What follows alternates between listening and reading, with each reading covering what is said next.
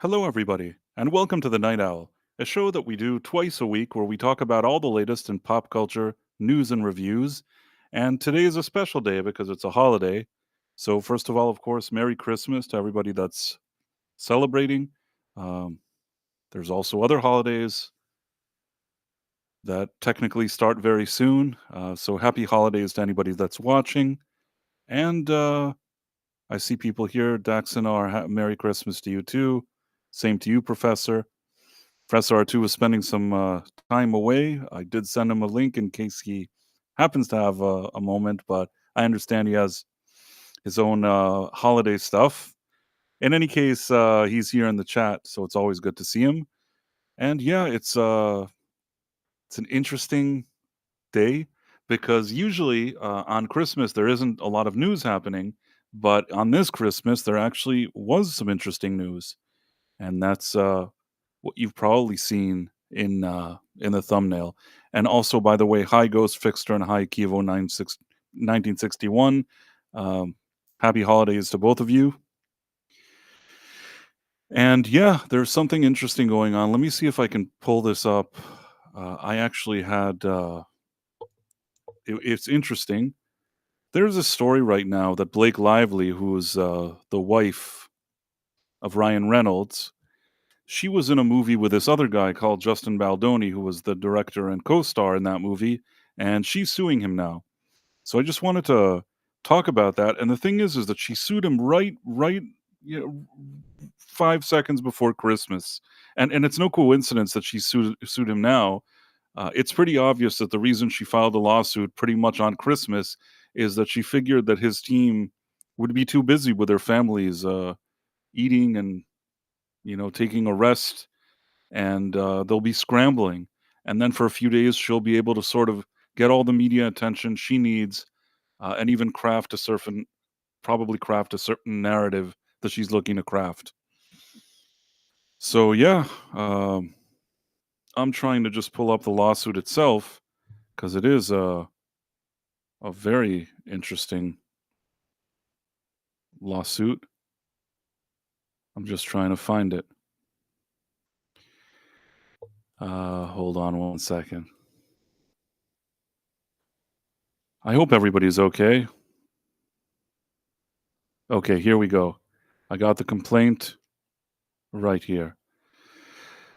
So basically, what Blake Lively, who's Ryan Reynolds' wife, is claiming, and this is very interesting. She's claiming that this guy Justin Baldoni, that what he did is that when she started filming with him, he did a lot of things that were inappropriate. Now, initially, she filmed with him in 2023 for about maybe a month, and then there was a writers' strike and actors' strike and all that stuff in Hollywood. So basically, what happened is that what happened is that there was a strike, and then she basically said that uh, she would refuse to. She said she'd refuse to return to filming after the strike if certain demands weren't met.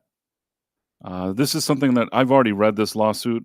It was very long and tedious to get through, but the basic idea is that she claims that initially, when she started filming with this Justin Baldoni guy, he didn't behave properly. He didn't like her weight. I guess she had gained weight. I don't know if she gave birth sometime before that, and he didn't like that she had gained weight.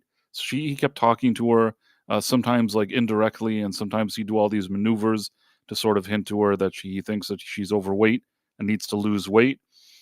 Uh, that one is a tricky territory because on the one hand, I don't think that you necessarily have to be a douche. I don't know what her weight was, and what the role demanded.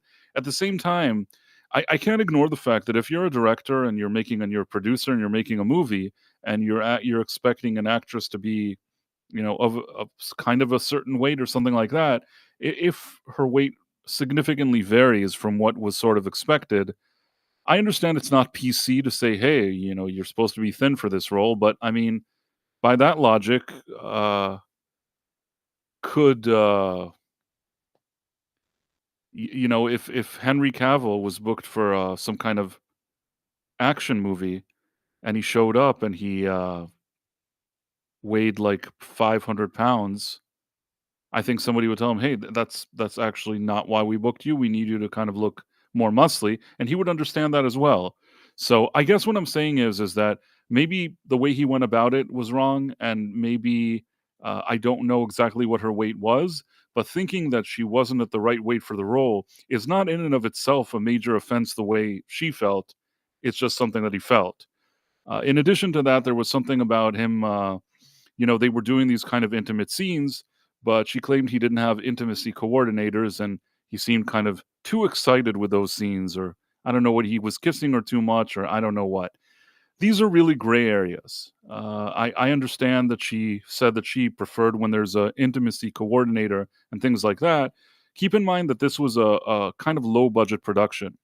And that's the thing with this Justin Baldoni guy. He's kind of a low budget director.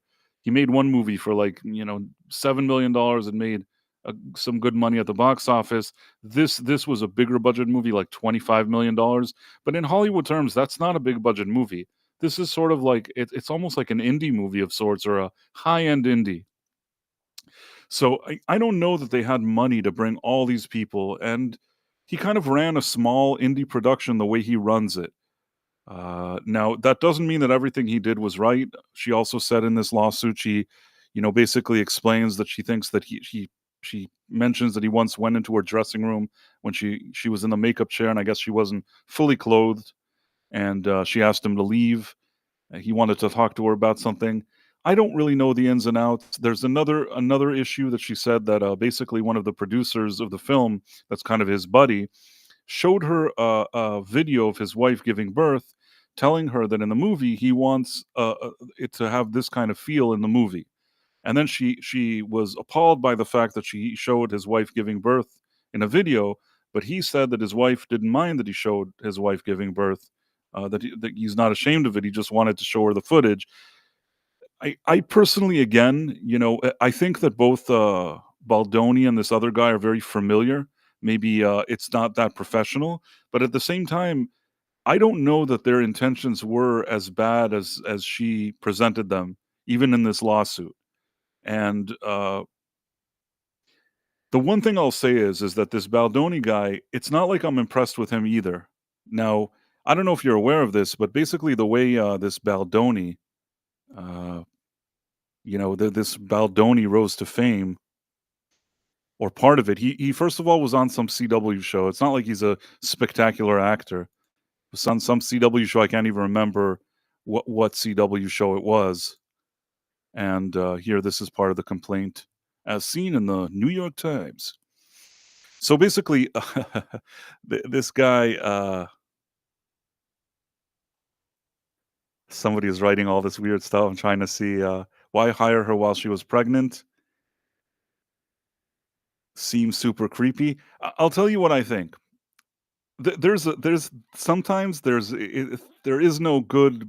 You're looking for a good guy in this story, and I've looked at this story from a lot of different angles, and I'm not sure there's a good guy or good girl here. But what I'll say is this Justin Baldoni guy, the one thing that's kind of a red flag about him is that in addition to being on some CW show, he created a podcast called Man Enough.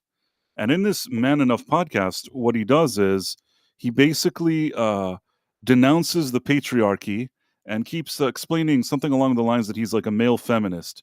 Now, there's nothing wrong with wanting equality for women. It's totally fine. But I'm just saying, anybody that gets up in the morning and says, "Hey, I'm a male feminist," that's already a red flag. That means that the guy is either really stupid, or it's like a front. He's actually a douche, and he's pretending that he's a male feminist. So it's one out of the other. And in this case, I tend to think it's more the douchey option. I think the guy probably is a douche, and it seems like there's something a bit off about him. I can understand if she said that she kind of felt uncomfortable with his behavior. At the same time, in the other movies he made, I didn't hear anybody complaining about him.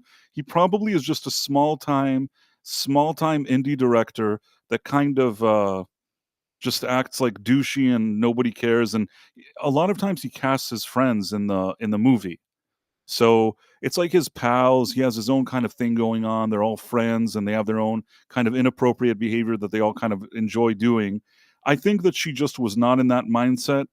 And part of it, there's two it's a two to tango situation. On the one hand, if she wanted this kind of fancy production, maybe don't go working with this guy, because this guy didn't have a lot of experience. He does small films, and it didn't seem like a good fit for her. At the same time, if you're this small time guy and a woman who is basically the wife of Ryan Reynolds and her are considered an A-list couple. I would say that he's more A-list of an actor than she's an A-list actress, but sometimes you benefit from being part of an A-list couple, and they certainly have that. Ryan Reynolds is not only just an actor that's been making a lot of money with his movies and at the box office and all that, he's also made some really good business decisions, and he has a fortune that's estimated around $350 million. And she has maybe 30-40 million dollars herself. So neither of these guys are, her or him. They're doing very very well. This Justin Baldoni guy, he has in comparison, he has almost nothing. He has a very small net worth.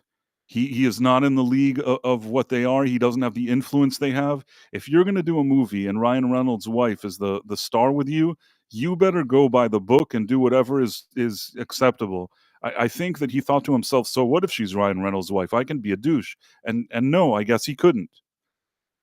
And so somebody wrote Ryan Reynolds is that's an interesting thing to say. Blake Lively is a lot of interesting comments I see here. In any case, what I'll say about Blake Lively, and that's another issue here, is that she started off from a young age. She was in that stupid Gossip Girl show on the CW, and on the CW, during that time, people were sort of liked her, and Leonardo DiCaprio noticed her, and then she was dating him. Now, at the time, Leonardo DiCaprio being his girlfriend was like, if you were trying to attach yourself to a celebrity at that moment in time, his name was probably, the highest on the left. That was the guy that women wanted to be with. So she was there. I don't know. Maybe women would date him today, but today, he's older. You know, it's not the same thing as it was then. At the time when she dated him, it gave her a lot of press. It opened the door for a lot of kind of fashion and those kind of contracts. So she only benefited from the whole situation. And after that whole situation ended, she basically went to Ryan Reynolds. And Ryan Reynolds at the time, he was a bigger actor than her even then, but over the years he became a way bigger actor than she is, and also made a lot of money doing business. So, yeah, I mean, all of this was really good for her. So, I guess what I'm saying is she's used to being treated a certain way, whether you like her or not. Some could say that she seems really comfortable in that kind of snooty position, and she seems rather snooty, and she comes off as unlikable, and maybe that's all true. But at the same time, both of them should have understood. She should have understood this is a low-level production with a guy who's kind of a douche, and he should have understood that if he's a douche and low level, maybe this lady, he has to modify his behavior and kind of get with the program, because it's probably not going to end well for him. And unfortunately, none of them understood this.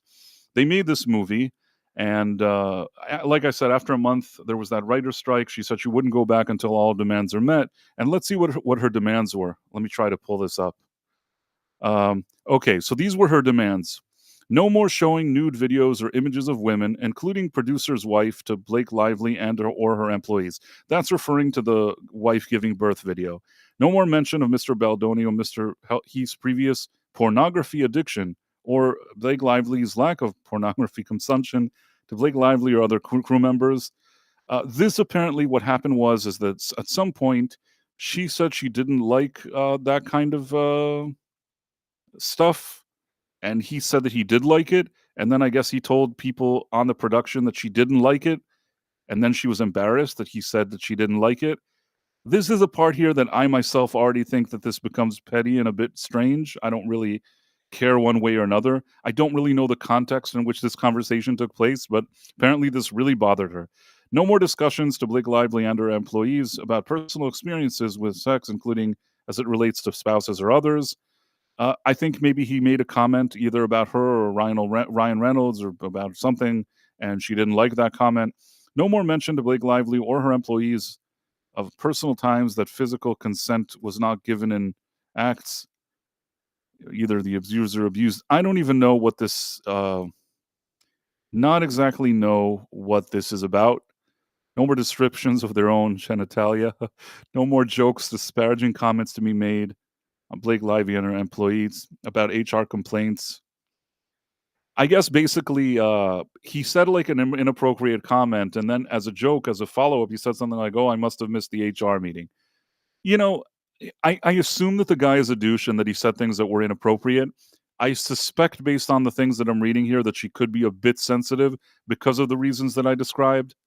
I assume that there are certain actresses that were maybe unknown or at the beginning of their career or hungry, and you put them on a set with some wacky director that's kind of makes off the cuff stupid jokes that are maybe inappropriate, and maybe that actress has thick skin and doesn't really make a big deal about it. In this case, I feel like every comment that this guy made became an issue that she like wrote down. No more inquiries by Mr. Baldoni to Blake Lively, trainer without her knowledge to consent disclose her weight. Okay, she had a trainer, I guess, for the movie or something like that. And I guess this Baldoni guy either asked about her weight or implied that it would be great if she lost weight or something like that. Again, sort of a gray area. I understand that in 2024 you can't say anything. I have to at least give, as much as I don't really have anything good to say about this Baldoni guy. It's not completely impossible that somebody that casts a woman in a movie that he's producing and directing, that he expected her to be a certain weight. I don't know if him saying anything is automatically like a big offense, but it is what it is. No more mention by Mr. Baldoni of him speaking to Bill Blake Lively's deceased father. I again don't really know the context of that. He said something, he made a comment, and that's what she understood from the comment. I don't even know what it was. I'll give her that he seems like a weirdo. It's not like I have something great to say about him, and I don't necessarily think that everything he did was great. It's just that again, I'm not sure. Also, every single comment of his is worthy of a lawsuit.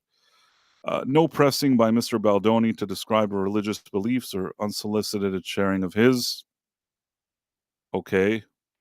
If Blake Lively and her infant are exposed to CUV again, Blake Lively must be provided immediate notice as soon as Wayfair or other producers are aware of such exposure. Now, what happened is that I guess she was on the set with her baby, and there was somebody there who had the CUV. Mind you, this is already in 2023. Somebody had the CUV, and I guess they didn't notify Blake Lively that somebody had the CUV. So she eventually got the CUV, and I guess later her baby got the CUV. I don't want to say what people should do and what they shouldn't do. Bringing a baby to a set with a lot of people, always going to be some kind of risk, especially this kind of small time production that apparently didn't have so much money for all these CUV things. Also in 2023, I think there were less CUV checks going on as there were before. As bad as it may sound on paper, I don't really know what to say. An intimacy coordinator must be present at all times when BL is on set in scenes with Mr. Baldoni. Yeah, the intimacy coordinator. I've heard a lot of different people say a lot of different thing about intimacy coordinators. On one hand, yes, it probably provides like a safety net. Maybe on a production like this with a weirdo like this guy, maybe it's good. In some cases, I've heard that it sort of limits that instead of doing a scene and having it come out in a certain artistic way, having a bunch of people coordinating and sort of intervening sort of ruins sort of the moment that you're trying to capture. It's always going to be a slippery slope when you're doing these kind of love scenes or whatever it is. No more personal physical touching of sexual comments by Mr. Baldoni or Heath to be tolerated. Again, this I know what this is. I guess there was a woman walking by and they said that she looked sexy. Again, if that same thing happened like 20, 30, 20 years ago, 15 years ago, 10 years ago, I don't think anybody would even notice. It's just these days, I guess any word that you say is considered bad. Again, doesn't help that this guy seems to be problematic to begin with. No more improvising of kissing. All intimate touch must be choreographed in advance with Blake Lively and intimacy coordinator. No biting or sucking on without Blake Lively consent. All intimate camera touch. Blah blah blah. In character, this goes back to what I was saying that she claimed that he seemed a bit too excited in their scenes together. Uh, Sort of a gray area. That's what I was saying. It's always difficult when in the movie you're supposed to be doing these love scenes. Blake Lively to have a representative on set at all times with a monitor during scenes involving nudity, sexual activity, or violence with Mr. Baldoni. Yes, this is actually a movie that the irony here is that the movie is a couple that I guess are married and there's some kind of abuse going on there. So the fact that this movie was directed by a male feminist who at the end ended up being a douche, and I don't know. There's a lot of irony here on this production for sure. Uh, I hope people are still here. I see that somebody wrote she's a spoiled brat. She is. It's again, this is a combination of two different things. On one hand, she is really problematic in my opinion, and she's very kind of, I mean, sort of spoiled, in my opinion at least. And at the same time, I think that he also is not a likable guy. It's not that I look at him and say, "Oh, this guy's a great guy." It's like, there's something about him that doesn't sit well with me either. All actors participating with Blake Lively in intimate scenes involving her being in any state of nudity or simulated must be classified as active working actors, not friends of the director or producers, must be pre-approved by BL. Now, the reason they put this in here is that there was a scene of her giving birth, and since this guy always brings his friends into his movie, one of the people that played a doctor was his friend that he gave a role to be in the scene. And she got annoyed that he gave his friend a role in the scene. Again, he's the director. It may seem annoying, but it's not like he did something that he wasn't allowed to do. It was just something that she didn't like.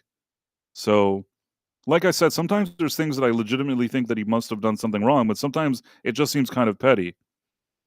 No more filming of any Blake Lively nudity without a fully executed SAG compliant nudity rider in place. Any such footage already shot without the rider in place in direct violation of SAG requirements may not be used without Blake Lively and her legal representative's prior written consent. I mean, if this nudity thing was such a problem and she didn't want to do these scenes and everything was such an issue for her, A, maybe don't do the movie. Or if you do the movie, why don't you start off right from day one with all these draconian riders and terms? On the one hand, it seemed like she wanted to be the part of this low level production with a relatively small budget, doing a lot of naughty scenes. But on the other hand, she was annoyed that she had to do all these naughty scenes. So it's really a sort of a strange combination here. Any scene of Blake Lively or another performing depicting the character of Lily that involves nudity or simulated image must be conducted strictly in accordance with the above referenced writer and must adhere to Blake Lively approved script. Again, it seems now like she now is involving herself in the script. She didn't like how there's her, and I guess there's another actress that plays her when she was young, and even that she had an issue because she didn't like that they were doing naughty scenes with her. Uh, I don't know what to tell you. I mean, if that's what appears in the script, I guess what she said was is that they did in other scenes. This was another complaint that she read a script, but then in some cases they improvised and they added a little more nudity or something that wasn't in the script, and then she was annoyed because why would they put more nudity in or whatever it is. But I will say that a producer and director, a producer is also a director, and he is able to make these kind of changes. It's not completely unheard of. And if she had an issue with all this, a lot of this stuff should have been safeguarded in advance. An intimacy coordinator, that we already said that. So I feel like every second there's an intimacy coordinator. No monitors to be viewed or accessible on set or remotely during closed set scenes, except by Blake Lively approved essential crew and personnel. That's another thing, is that basically she also said, I'm adding some people to this production. These people work for me and now they're going to be here. So it's almost, I don't want to say it's almost like a hostile takeover of the production, even a bit of the creative side, but if you're a producer and director and you're supposed to be making decision and this actress comes along and starts making all these demands, I don't know what to tell you. It's not that everything that she's done, I think, is all on the up and up here.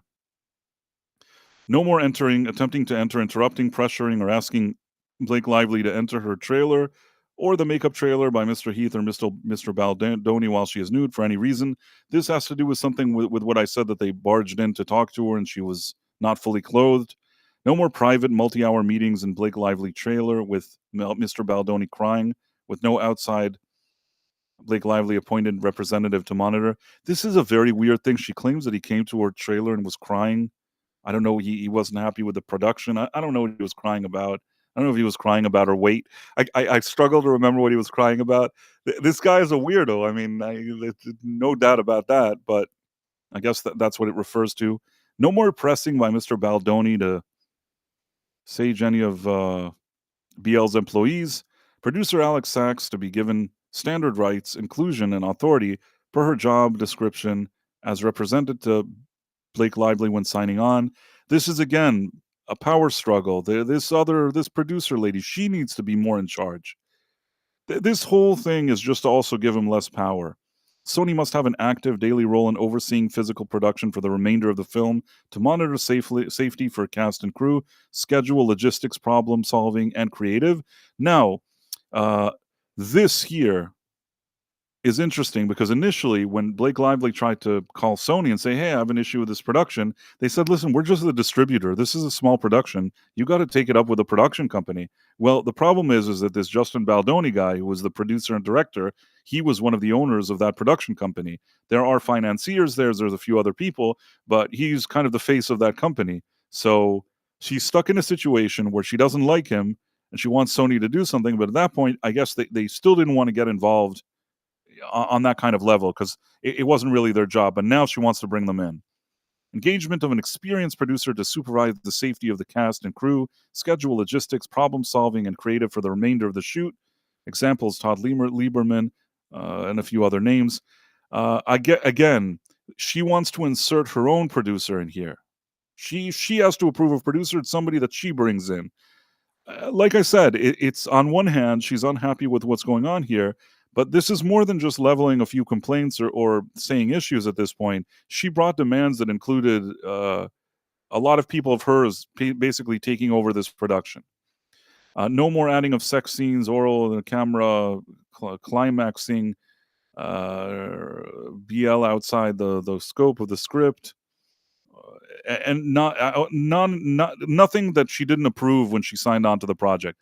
Okay, so he can add the additional scenes. One of the things, like for example, that I understand that she had an issue with is that there was like a close up on her face when they were doing naughty things, and she didn't like that he wanted to do a close up on her face during the naughty things.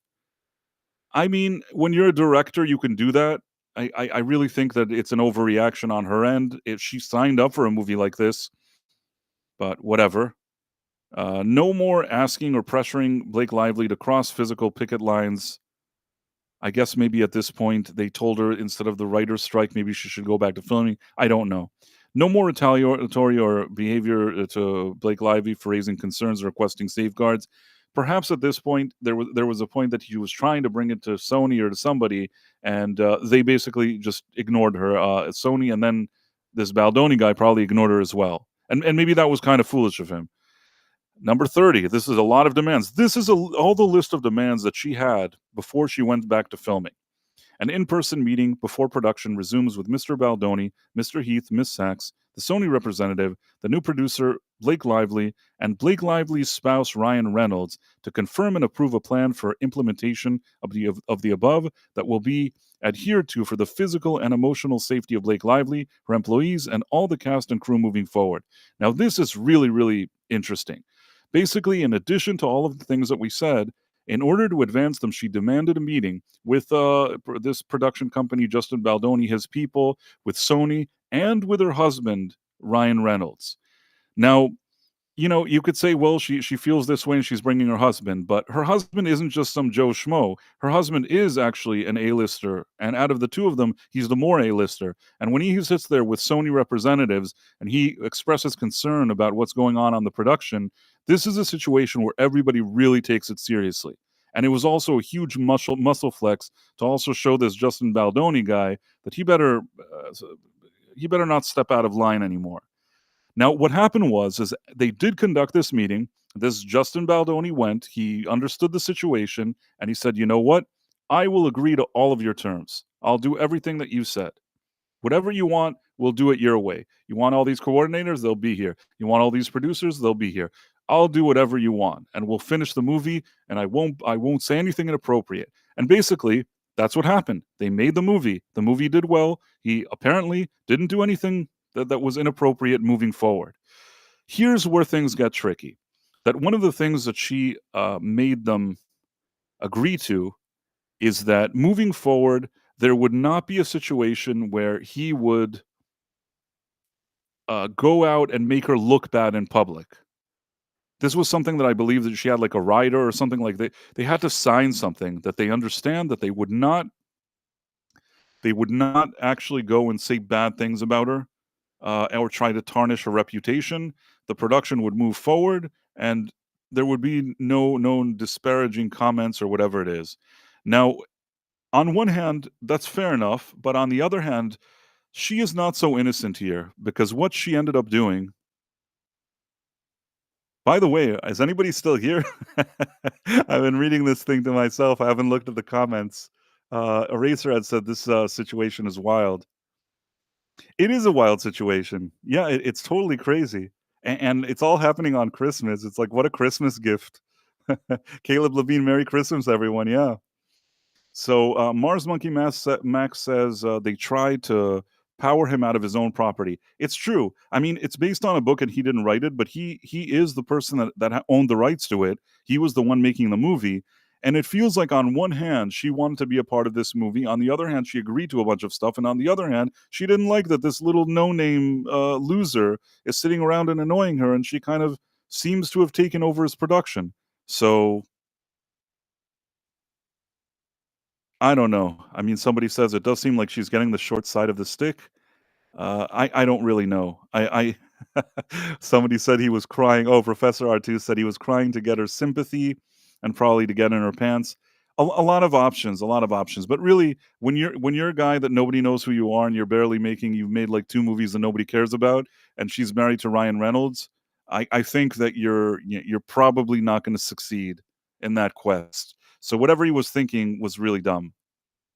Kivo says, should we be expecting the director's cut?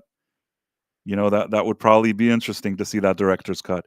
In any case, uh, back to our lawsuit here, which hopefully you can see. So basically, what happened was is that he wasn't supposed to say anything bad about her. At the same time, while I don't think that he didn't make her say that she wouldn't do anything bad, but maybe it was understood that she wouldn't. But what did she do? She was very clever.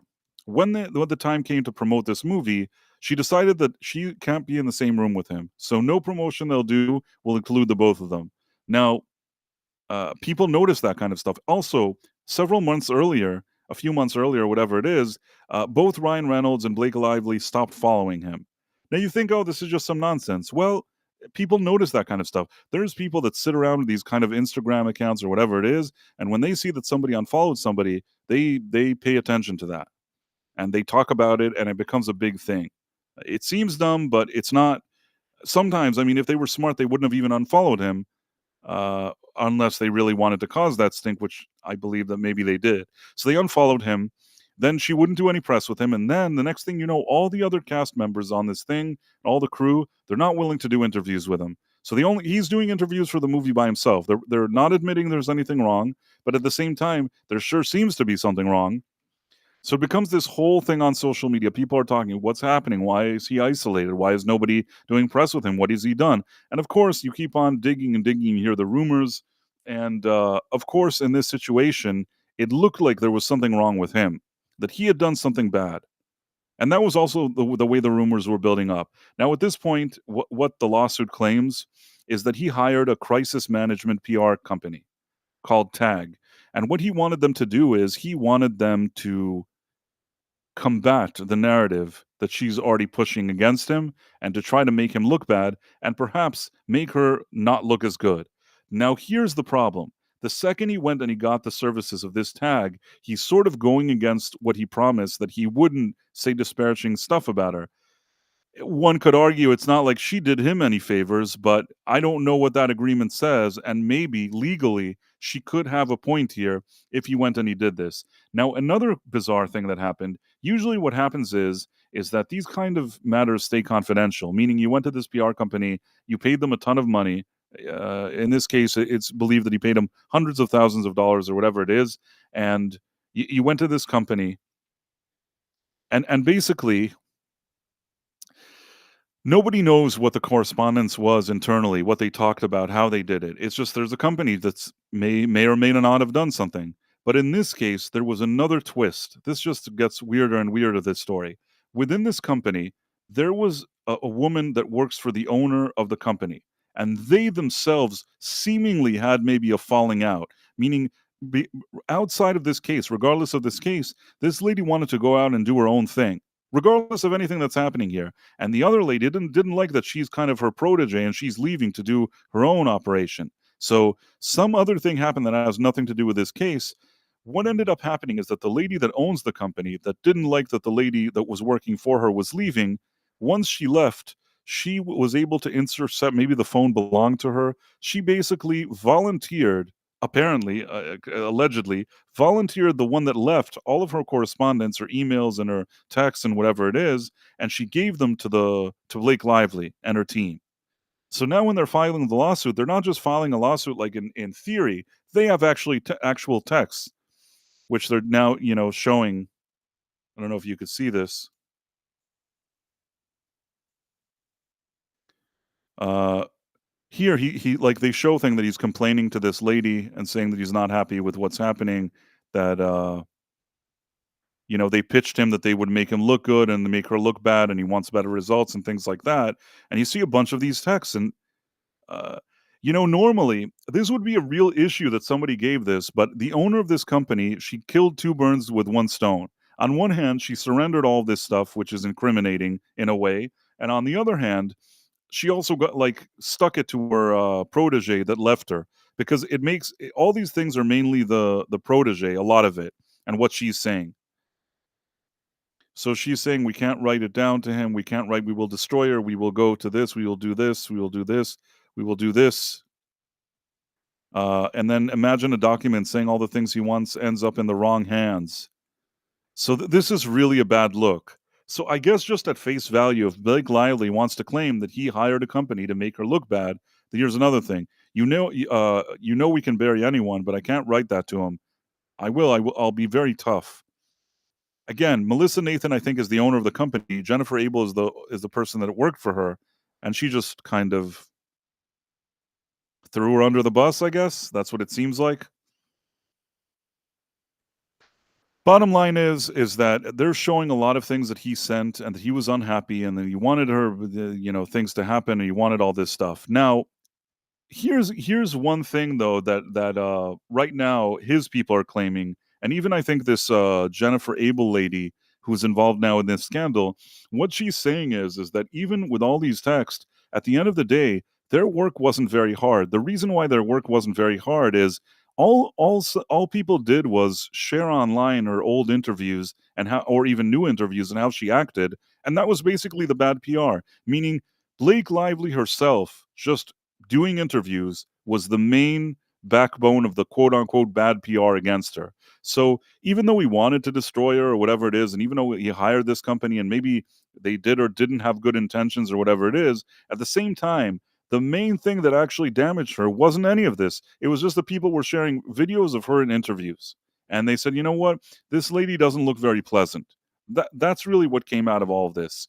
Again, do I think it's great that there's these kind of companies that people go to and these celebrities do that?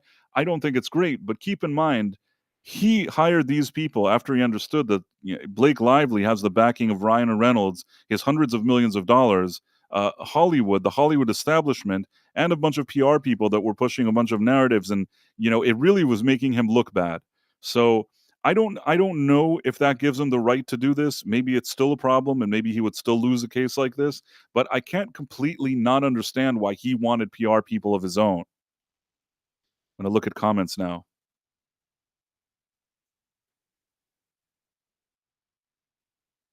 I see Murrockstra here. Are people so stupid they don't realize that emails and texts are pretty much permanent and will be found out? Talk to them on the phone. Don't send text emails back and forth. I absolutely agree, especially about something like this. This is something that I wouldn't text about. This is not something I would text. This is a phone call. To start saying, "Oh, we'll bury her, we'll bury her," really, this is like, imagine you're paying and you know what's embarrassing? He paid these guys like hundreds of thousands of dollars, and that's what he gets at the end. I mean, at minimum, you expect some kind of confidentiality from them. This is just crappy. Would never trust. I don't care if this Melissa Nathan tried to save her own company or she threw this other lady under the bus because she didn't like her. Would never trust this company. Would never would never hire them to do my crisis management. This lady, the way she surrendered all this information, that in and of itself to me is an issue, regardless of who's right and who's wrong. This is almost like you go to a lawyer. I know it's not a lawyer, but when you go to something like this, you expect some level of discretion, and this is not discreet at all. Somebody said, I don't know if it's usable in court now because it was illegally obtained. Well, if that lady voluntarily gave it up, they didn't obtain it illegally. Usually, what happens is you have to go to court, you have to do discovery, you have to do subpoenas, you have to do all this stuff. This lady was just like, hey, you want the papers? Here they are. Apparently. So she was super cooperative. Uh, Anyhow, back to this wonderful lawsuit. So, yeah, they went back and forth, they talk about all this crap, and, uh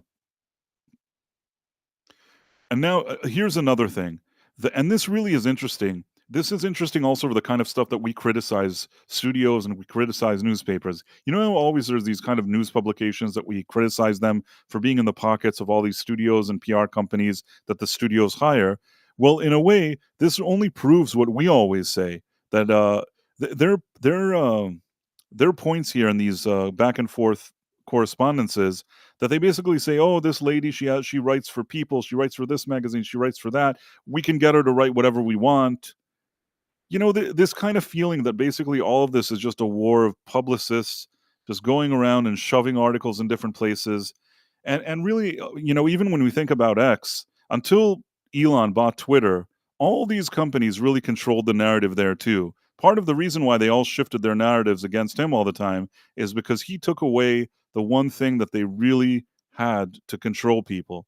And the second that he took over that X thing, the Twitter X, whatever you want to call it, I think that it really hurt a lot of these people that were shoving these kind of stories and doing all this stuff because he sidelined the mainstream media. Now, I guess this was an article. Is Blake Lively set to be canceled? String of hard-to-watch videos that have surfaced following tone-deaf Q&A to promote It Ends With Us could tarnish 36-year-old's golden Hollywood image for good. This is another thing that she claims. What she claims is that the reason why she looked not sympathetic in those interviews is because she was supposedly told that it's best not to discuss the abuse because you want the movie to attract people and be like more like uplifting, and you want people to think it's an aspiring movie. So she was basically given guidelines not to focus on the abuse. At the same time, regardless of what she focuses on, she kind of just seems annoying in these interviews. Doesn't help her. Meanwhile, what she claims is this Baldoni guy with his PR people, they told him, "Listen, go out and keep saying that you're there for the victims. You really care about the victims. The movie is for the victims. Keep saying that."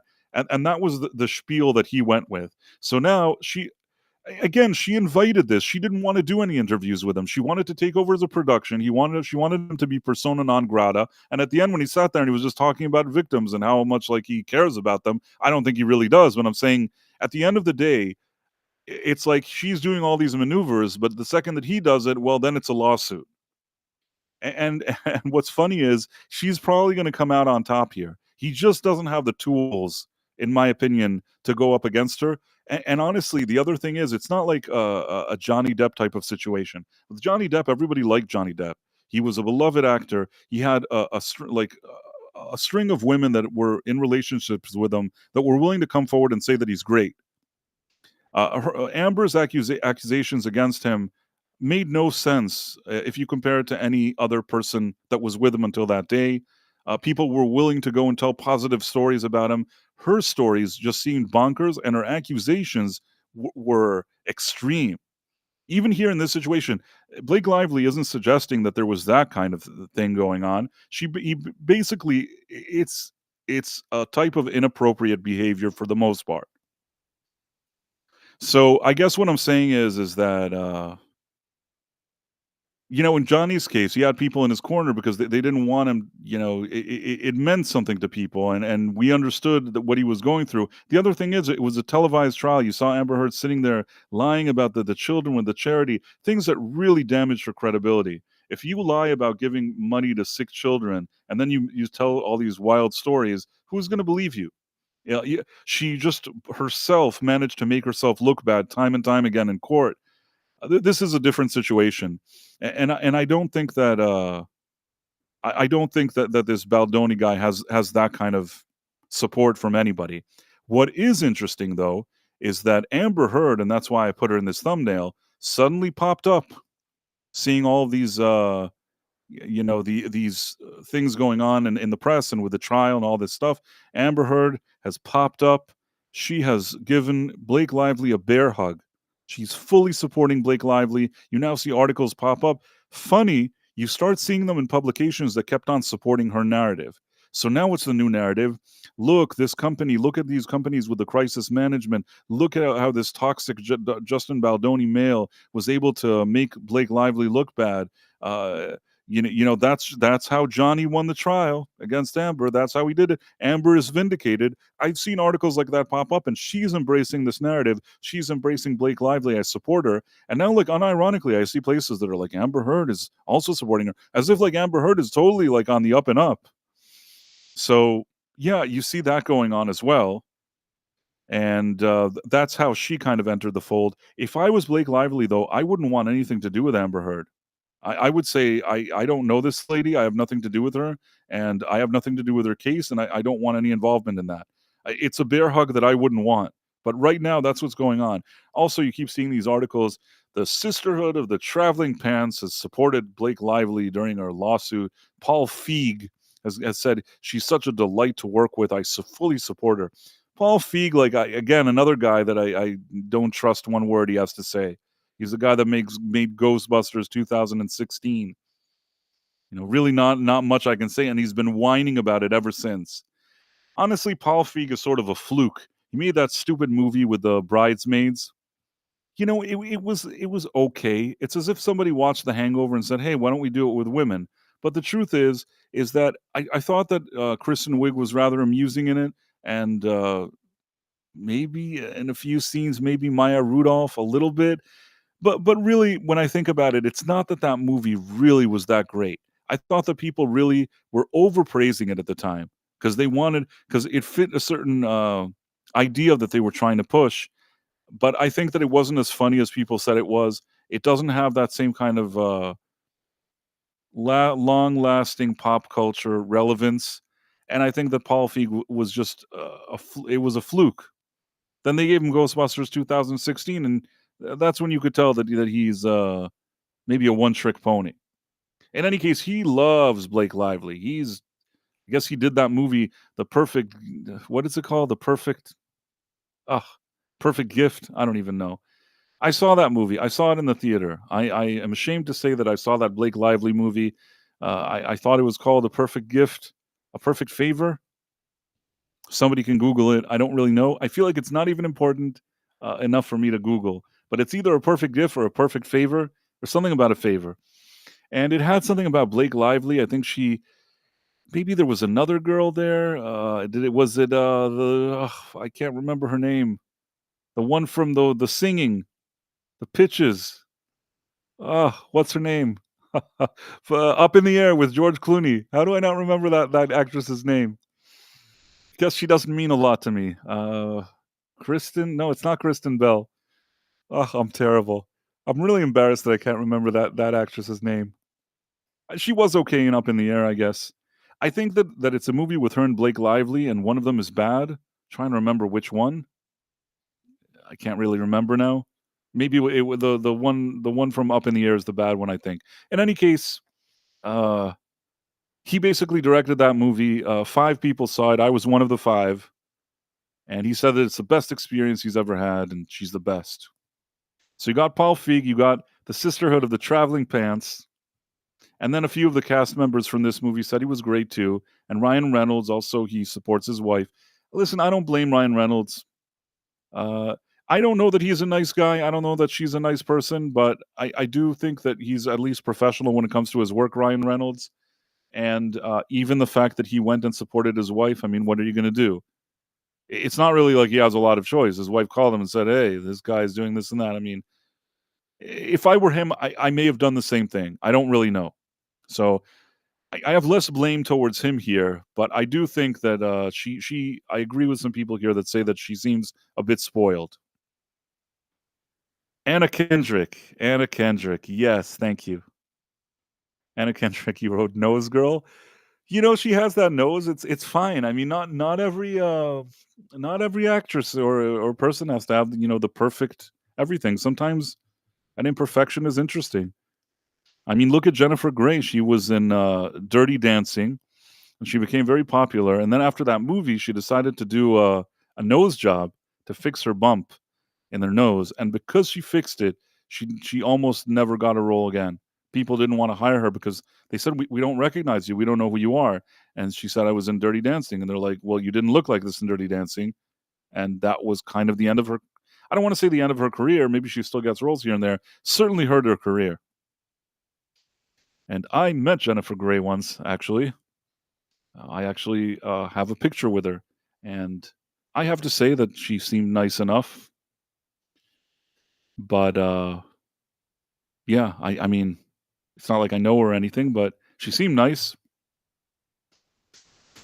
I hope Melvin Deeply isn't listening to this and recording this, because the next time I'll be on some other stream, he'll tell everybody that I met her, and then I'm going to be asked a million questions about this meeting, and it's not interesting enough. So I take it back. I retract my statement, Melvin. I didn't meet anybody. Please don't listen to this and don't clip it. No, yeah, she's all right. That's how I remember her. Yeah, that's fine. I mean, I understand what you're saying, though. In any case, those guys are in her corner. There were a few other random people that said that they were in the corner, but I thought it was funny that they're like the Sisterhood of the Traveling Pants. I guess that includes America Ferrera or whatever it is. And also, Sony released a statement: "We'll always stand by Blake Lively." The truth is, this is very, very simple stuff here. She is married to Ryan Reynolds, and that is a power couple, and they are very influential in Hollywood. This guy is a little, insignificant little, to them, kind of like an insignificant little bug. They don't care about him, and all these people that are supporting her, they don't care about him either. He's made like 2 movies in his life. He has, uh, it's not like he has some crazy net worth or crazy power, or crazy anything. He's a really, in the grand scheme of things, a low-level guy at this moment in time, and none of those people care. They're happy to throw him to the wolves and support her. Oh, another funny thing is that this guy he has his own podcast. Let me see if I can find his podcast. It's called Man Enough. Man Enough. Man Enough. Undefining my masculinity. Already sounds, you know, crappy. He wrote a book too. It's like he's talking about the patriarchy and why it's bad and all this stuff. Like I really have no respect for stuff like that. Now, what I see is that he his co-host, his name is Liz Plank. She quit. She quit the podcast. Even she's the co-host of her podcast, said to herself, "I want nothing to do with this guy. This guy's like a hot potato." In addition, William Morris, his agents, dropped him. Nobody wants him anymore. He is the hot potato of Hollywood.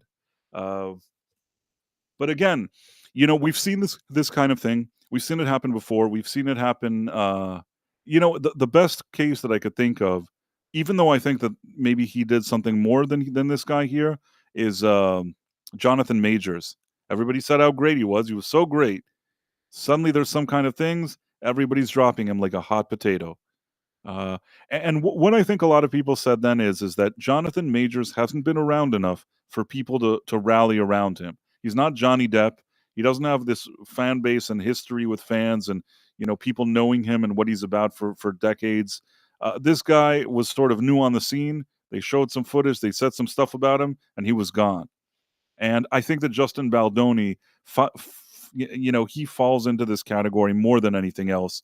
That's why his co-host from this show is gone. This show in itself is him explaining that he's a male feminist. I admit I haven't listened to it. I don't know what that means. What he talks about. I did actually. I listened to a little snippet once of something, and I remember hearing him complain about the patriarchy. That's enough for me. You don't like the patriarchy, and you want to be a male feminist. Got nothing to say to you. Yeah, I don't even know if it's sincere. Even if it's like an angle, I don't like that angle. I don't like that front. Whatever it is, I can't, that's why also that I can't support this guy. I think she's spoiled and I think she's annoying. But you know what? Have nothing to say to this guy. You thought you could do a multiple deceptions and manipulations, in my opinion, and at the end it all came crashing down. I don't know. Maybe you should have gone a different route. That's just my opinion on all of that. And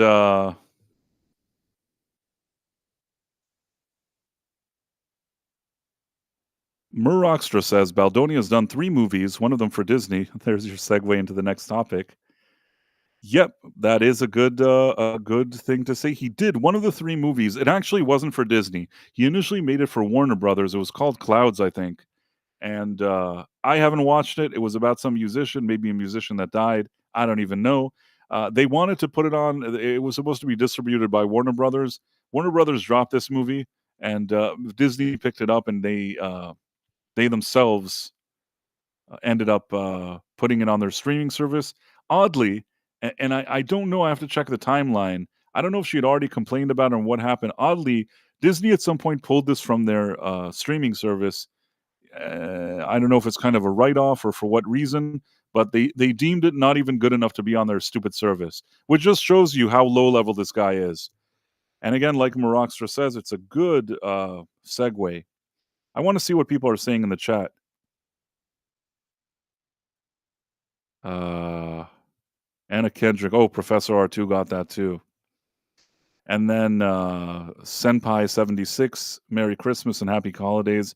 Senpai, that's the master, and Kohai is the not master, is like the Padawan. Mars Monkey Max cringe. That name sounds familiar. Jonathan Conroy hard pass. Stephen Mac. I never said he was great. I didn't say you said he was great. I'm just saying that generally in a lot of cases when there's a guy that's being railroaded by the system and by a lot of Hollywood people and things like that, you may hear something from me saying, you know what, he was just trying to do his job.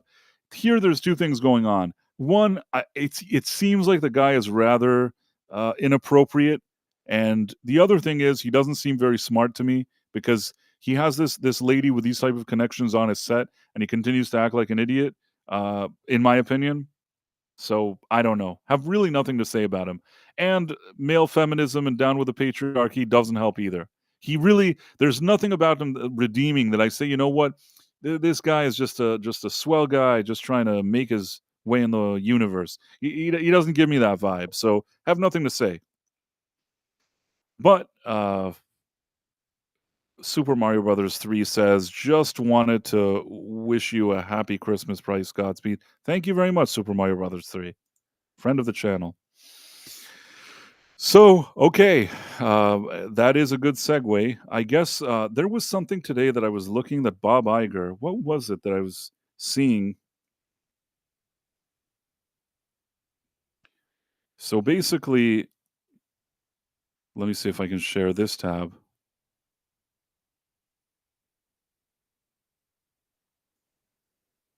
Can you see it?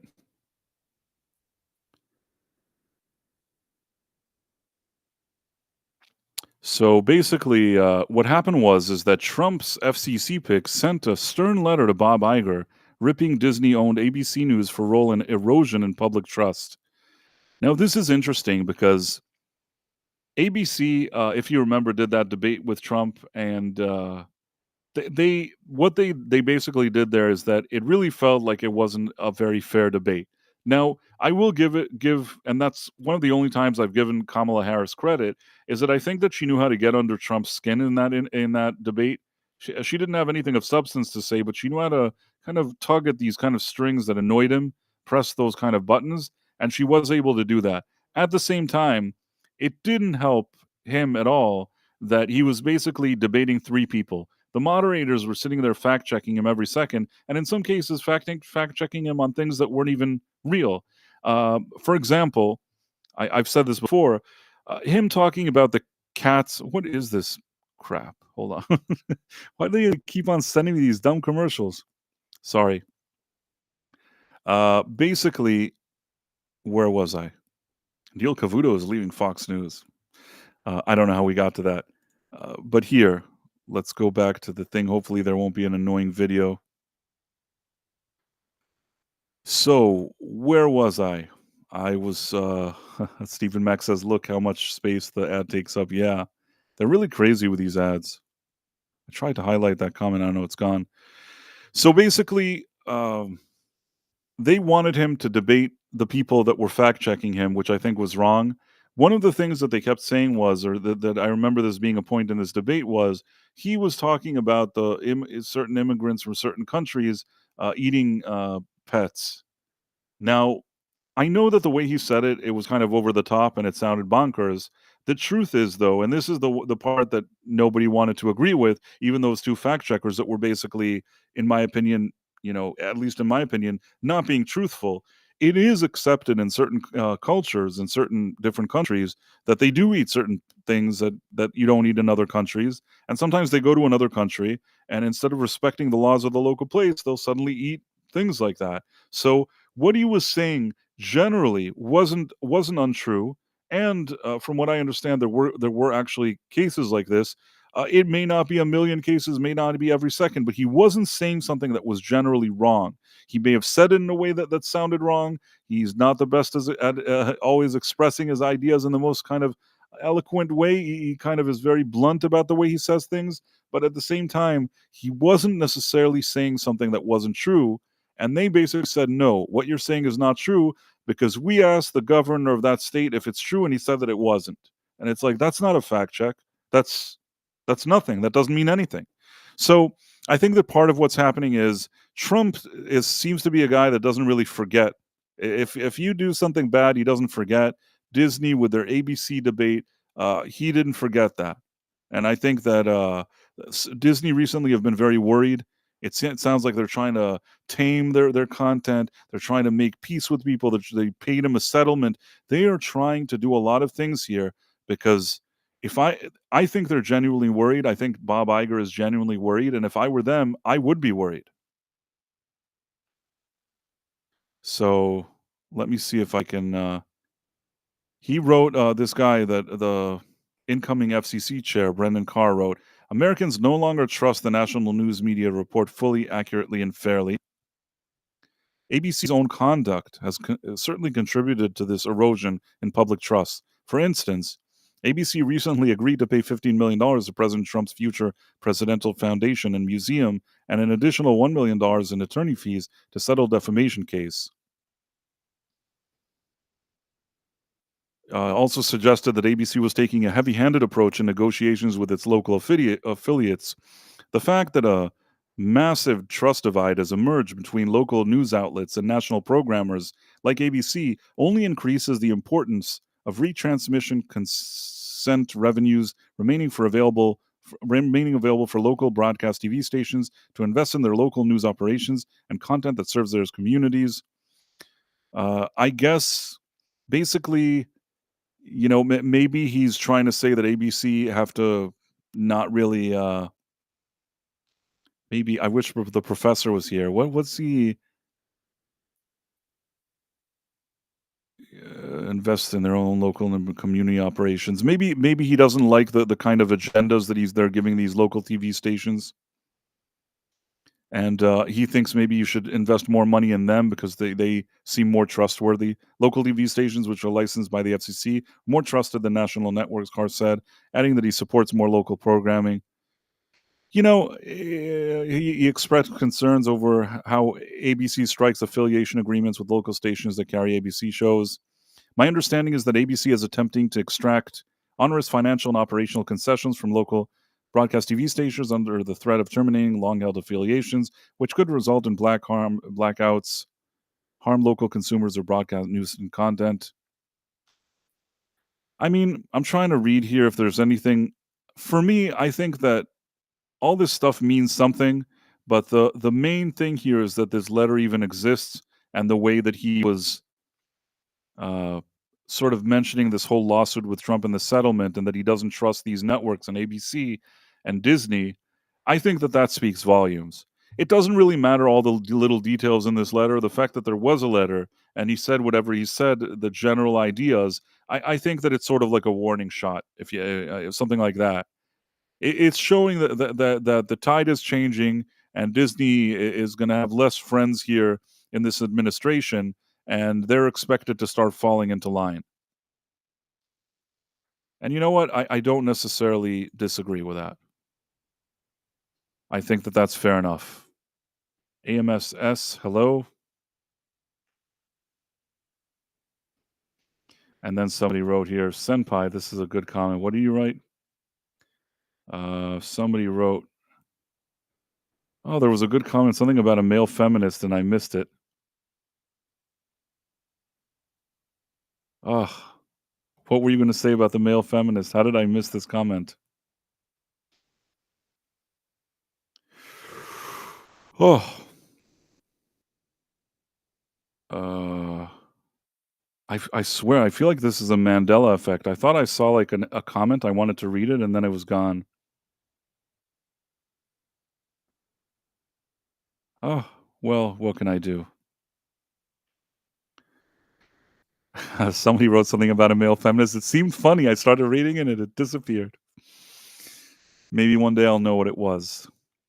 At the end of the day, though, I think that there's bigger problems for Disney beyond this letter, but this is another symptom of how their tight relationship with kind of the Biden administration and all these agendas they like peddling. It's not as easy as it was now. Speaking of which, and this is a good thing, another segue. Uh, Basically, we have this weekend. What's happening is that there's you probably already saw this. There is, this. Let's see, Professor R2. Oh, male feminists are red flag. That's what somebody wrote, but I think they only wrote it after. There was somebody else that wrote something. Uh, Let me see if I can share this thing. I am trying to share this thing. Did it work? Okay. Basically, Sonic 3 speeds to $60 million debut. Mufasa the Lion King gets trampled with 35 million. This is just another symptom here.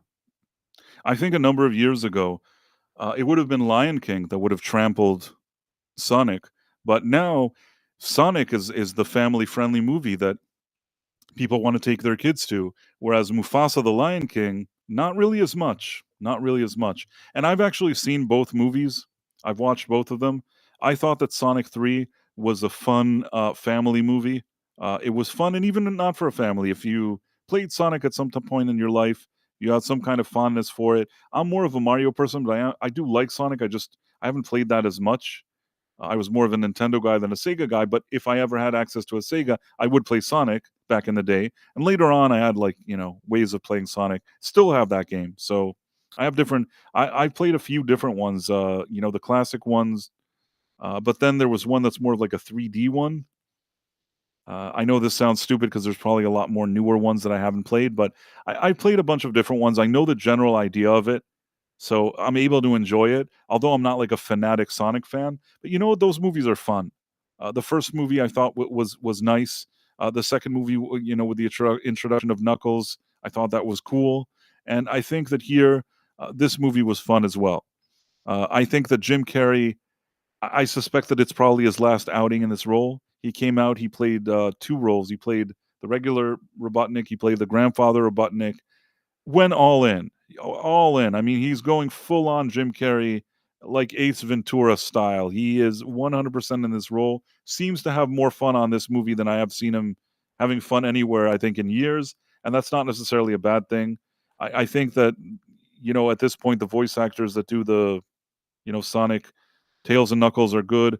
Keanu Reeves' Shadow, I thought was just okay. It's not that it wasn't good. I like Keanu Reeves, but Keanu Reeves isn't known for his kind of distinct kind of voice acting. I think with him is he's just a likable energy and character, which you like to see on screen. He didn't do the voice badly, but it also didn't stand out as anything spectacular either. I think I've said it before, maybe even on this stream, that I think that the person that really does the best job in those movies now is actually Idris Elba as Knuckles. Really like what he does with that character. He brings the right kind of humor to it, and I didn't think he would be bad, but you know what? After seeing these movies, for me, he's like the MVP of the voice work, in my opinion. So the movie is fun. I do know some people that had an issue with it. Uh, some people had an issue, and that would be like, for example, my friend Nick, the backyard artist. Hopefully, it's okay that I'm saying that. He liked the movie, but he was saying that he thought maybe there was a bit too much Jim Carrey. I think he said, and I said that he said that what it showed at the end of the movie there, that's going to be the number 4 Sonic. He kind of had hoped that that would be the number 3 Sonic, but he didn't hate it. It just seemed like he wanted to like it a little more than he did. I think overall most people do like this thing. Empress and M, you have a Merry Christmas as well. And then Professor R2, you shared an article. Not sure what this article is, but I will look into it right now.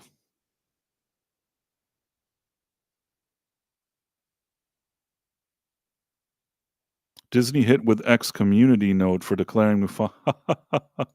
That's actually funny.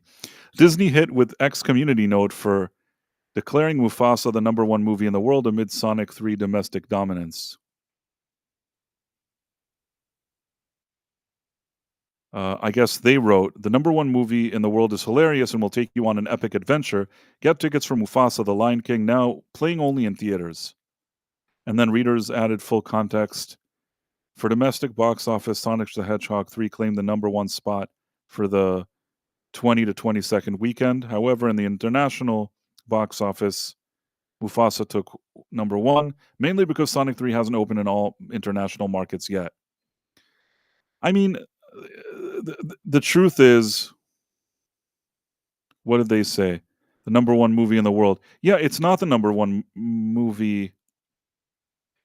I mean, the thing is that technically, if you combine, I guess, their domestic and their international, you could claim that they're doing better, but that's really because Sonic didn't open up in anywhere else. Had Sonic, I don't know why they did this. Had Sonic opened up in the same time, like there wouldn't even be a conversation about this. Sonic would be crushing them, but for some reason they delayed some of those other markets. I don't even know if that was a good move. I will say this though: I saw this Mufasa movie and I didn't like it. And the thing is that some people say, "Oh, you just don't like it because Disney released it." It's not true. If Disney releases something that I don't dislike, I say it. For example, Deadpool and Wolverine. It wasn't a perfect movie, but it was a Disney movie, and I enjoyed it. I didn't not enjoy the movie. It wasn't as good as the other Deadpools, but I could see how the movie made money. And I'm not going to sit there watching a movie and saying, "No, don't laugh at this joke. You don't like Disney." I mean, that's dumb. I don't do that. Am I? Is there a lot of goodwill for me? Do I go in there and just give them great, reviews because I love how they treat their customers? No, you don't have that kind of goodwill for me. And you shouldn't. I am supposed to review it as best as I can.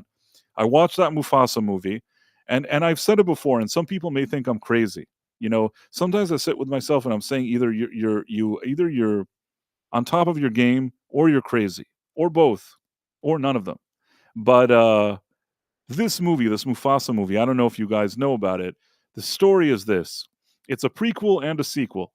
The movie starts off, and basically, it's after the events of the 2019 remake.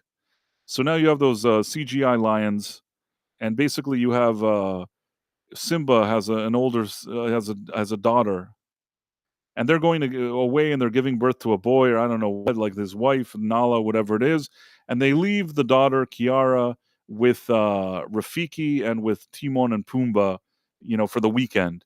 And Rafiki tells the story of how Mufasa came to be Mufasa. Now, first of all, the person that voices Kiara, the daughter, is Blue Ivy Carter, which is Beyonce and Jay Z's daughter. I believe that what happened was is that they wanted Beyonce to come back and voice Nala for this thing in kind of a smaller capacity, maybe pay her a little less money to do it because she really barely has any lines here. And I think she said, "Oh, you want me to be in your movie? You want me to be here? Well, this is my daughter.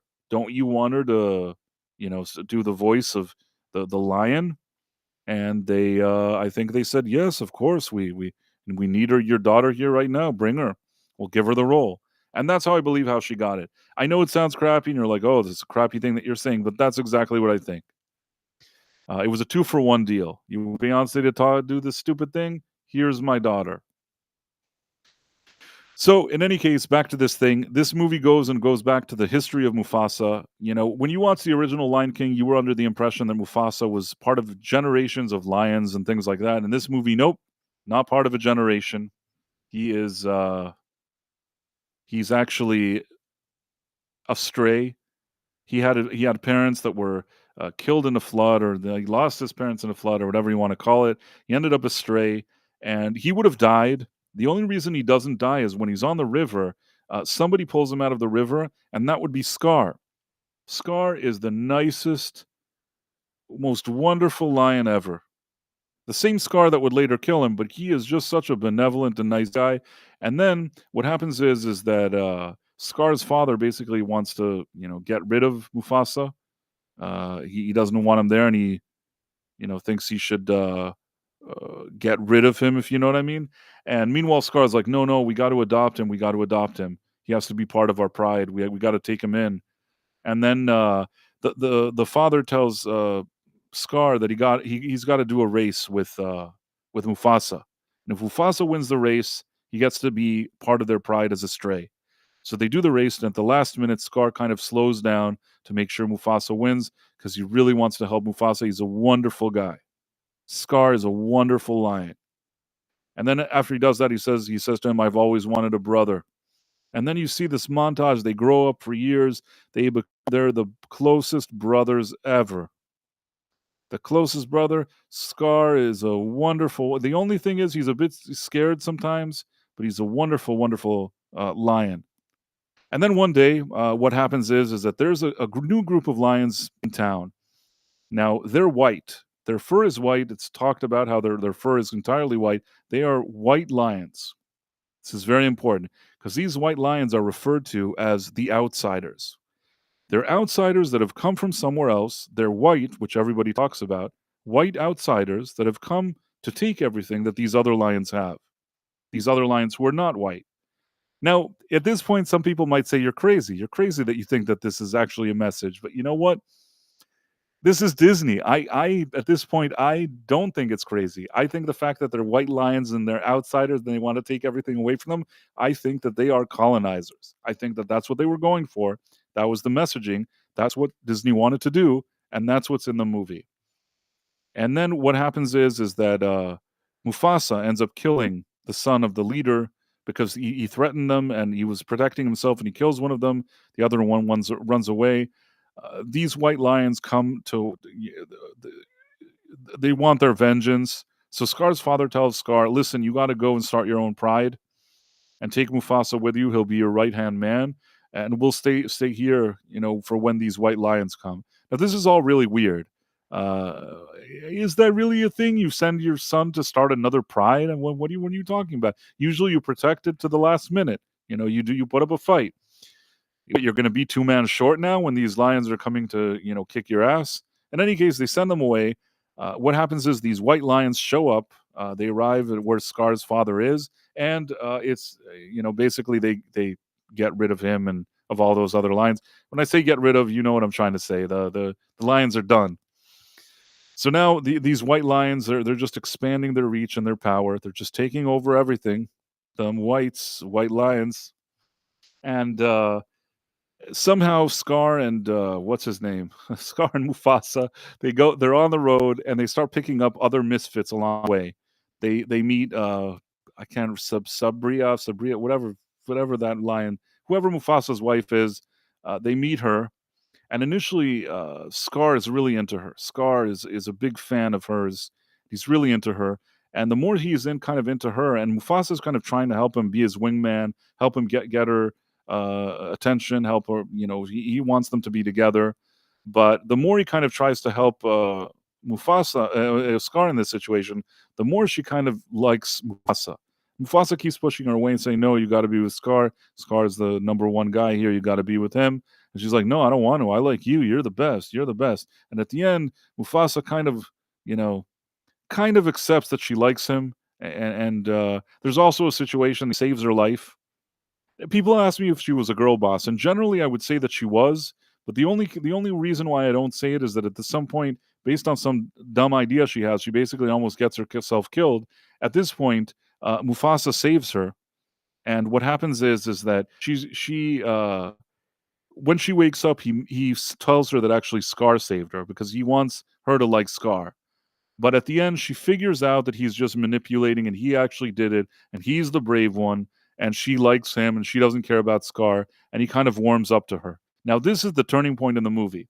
Until this point in the movie, Scar is the number one brother in the world. He is Mr.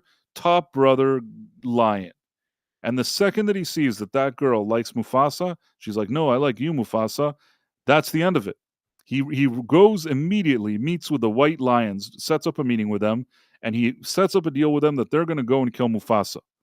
There's nothing that leads up to it. There's nothing until that point that even suggests that he would do such a thing. He doesn't act in a way that even explains that that's what he would be. Now, if you're writing a screenplay and you have something where over time you show that the guy is getting power hungry or he's going on an ego trip or something like that, you can say, well, he's losing it. And then suddenly you're like, okay, I get it. I get what's going on here. But he, until that moment, is the top brother in the world. He's the nicest, most sympathetic brother. Suddenly he just wants to kill him. And then he basically as they're walking around and they're trying to find this secret land called Milele, he basically leaves a trail for these white lions to find them so they can get rid of Mufasa. At the end, as they exactly arrive in this land of Milele, the white lions, they find the signs and they get there. And all the local animals, they basically tell Mufasa and his gang to get lost because they don't want any trouble because they know that the white lions are after him and they don't want him there. But then the lady who does become a girl boss again says, "No, it's best to fight for something. What are you going to just roll over? Like we got to fight these white lions. We got to fight the whites." And then they all decide that that's a good idea, getting rid of the white lion colonizers. And at the same time, Mufasa ends up going like toe to toe with the king of the bad guys. Now, in a good movie, I'd want to see Mufasa just kick his ass because he's Mufasa, right? He's the king. Nope. What happens is that Mufasa basically at a certain moment is almost done for, and suddenly Scar has a change of heart. Suddenly, after he just set up that he wanted to kill him, suddenly he remembers that his mother once told him something stupid, and then he's like, "No, what am I? Okay, I got to save him." So then he jumps in front of Mufasa before he gets killed, and this lion, the white lion, scratches his eye, implying that that's how he got his scar. I mean, there's other things that it was like a cobra before, but it's not a cobra here. It's this guy. He got caught up in his claw, and that's how it ruined his eye or whatever it is. So at this point, Mufasa wakes up. There's a bit like they kind of team up. They try to go against him, and they fall into this water. And at the end, Mufasa kind of maneuvers his way out. And yeah, he kills the White King. Mufasa now he comes out, and all these animals that wanted him to leave a second ago now they all like him, and they tell him, "Mufasa, you're our king. You're our king, Mufasa." And Mufasa is unhappy. He wants to live in a democracy. He wants there to be a democratic system. How is he going to be the Lion King? He wants there to be like elections or something. I don't know what he's babbling about. I'm not going to go watch it again, but there's some dumb thing that he wants like a democratic vote, and they're like, "No, we chose you. You're our king." And like he reluctantly agrees. He's really bummed out that he's the Lion King. It's like it's called the Lion King. That's what you are. You're the king. What is this democratic elections? It's so embarrassing. It's so snivelly and stupid, and it's so Disney these days with all their weird agendas that don't even fit these stories. They just poor storytelling with a bunch of stupid propaganda. Suddenly, at this point, Mufasa's mother shows up. She's like, "Hey, you thought I was dead, but I wasn't." Yeah, I can't believe it. My mom's alive." And, "Oh, great." And then he goes, "What happened to my father?" And she said, "Well, he really is dead." And he's like, "Oh, okay." So that's like a downer moment.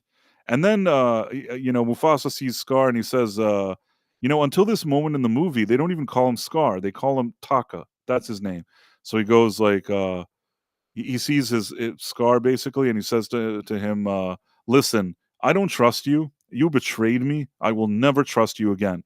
And he goes, "But you can stay here with me in the Pride. You can hang out with us. You can stay here for as long as you want. You'll always be a part of my family." And this is every time he doesn't trust him. He just betrayed him. Doesn't make a whole lot of sense. And then he goes, "The only thing is, moving forward, I'm going to call you Scar so that everybody remembers your betrayal." This really feels like a problem like that I like to call prequelitis. Because the original movie had him called Scar and he was there, they're trying to figure out how to still keep him there. So they're like, "Oh, we saved him at the end. So he didn't want to kill him. He did want to kill him." Normally in real life, if you're the Lion King and you have some guy that just like sent the bad guy after you and tried to kill you and everybody around you, I think you're done. At best, if you wanted to, show him some kind of grace, he just tells him to leave the Pride and get lost. But I think that's as generous as you're going to get from the Lion King, personally. Oh, yes, that was me rambling about the Lion King.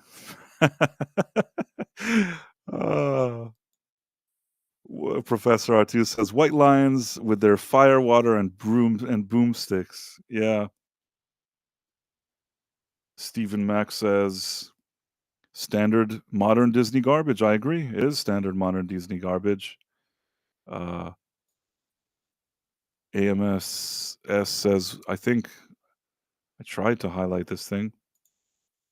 Why does this movie even exist? You know what? They've run out of ideas. Bob Iger at some point he had a meeting recently and he said it to investors. He doesn't understand sometimes that people that are non-investors hear his stupid crap also.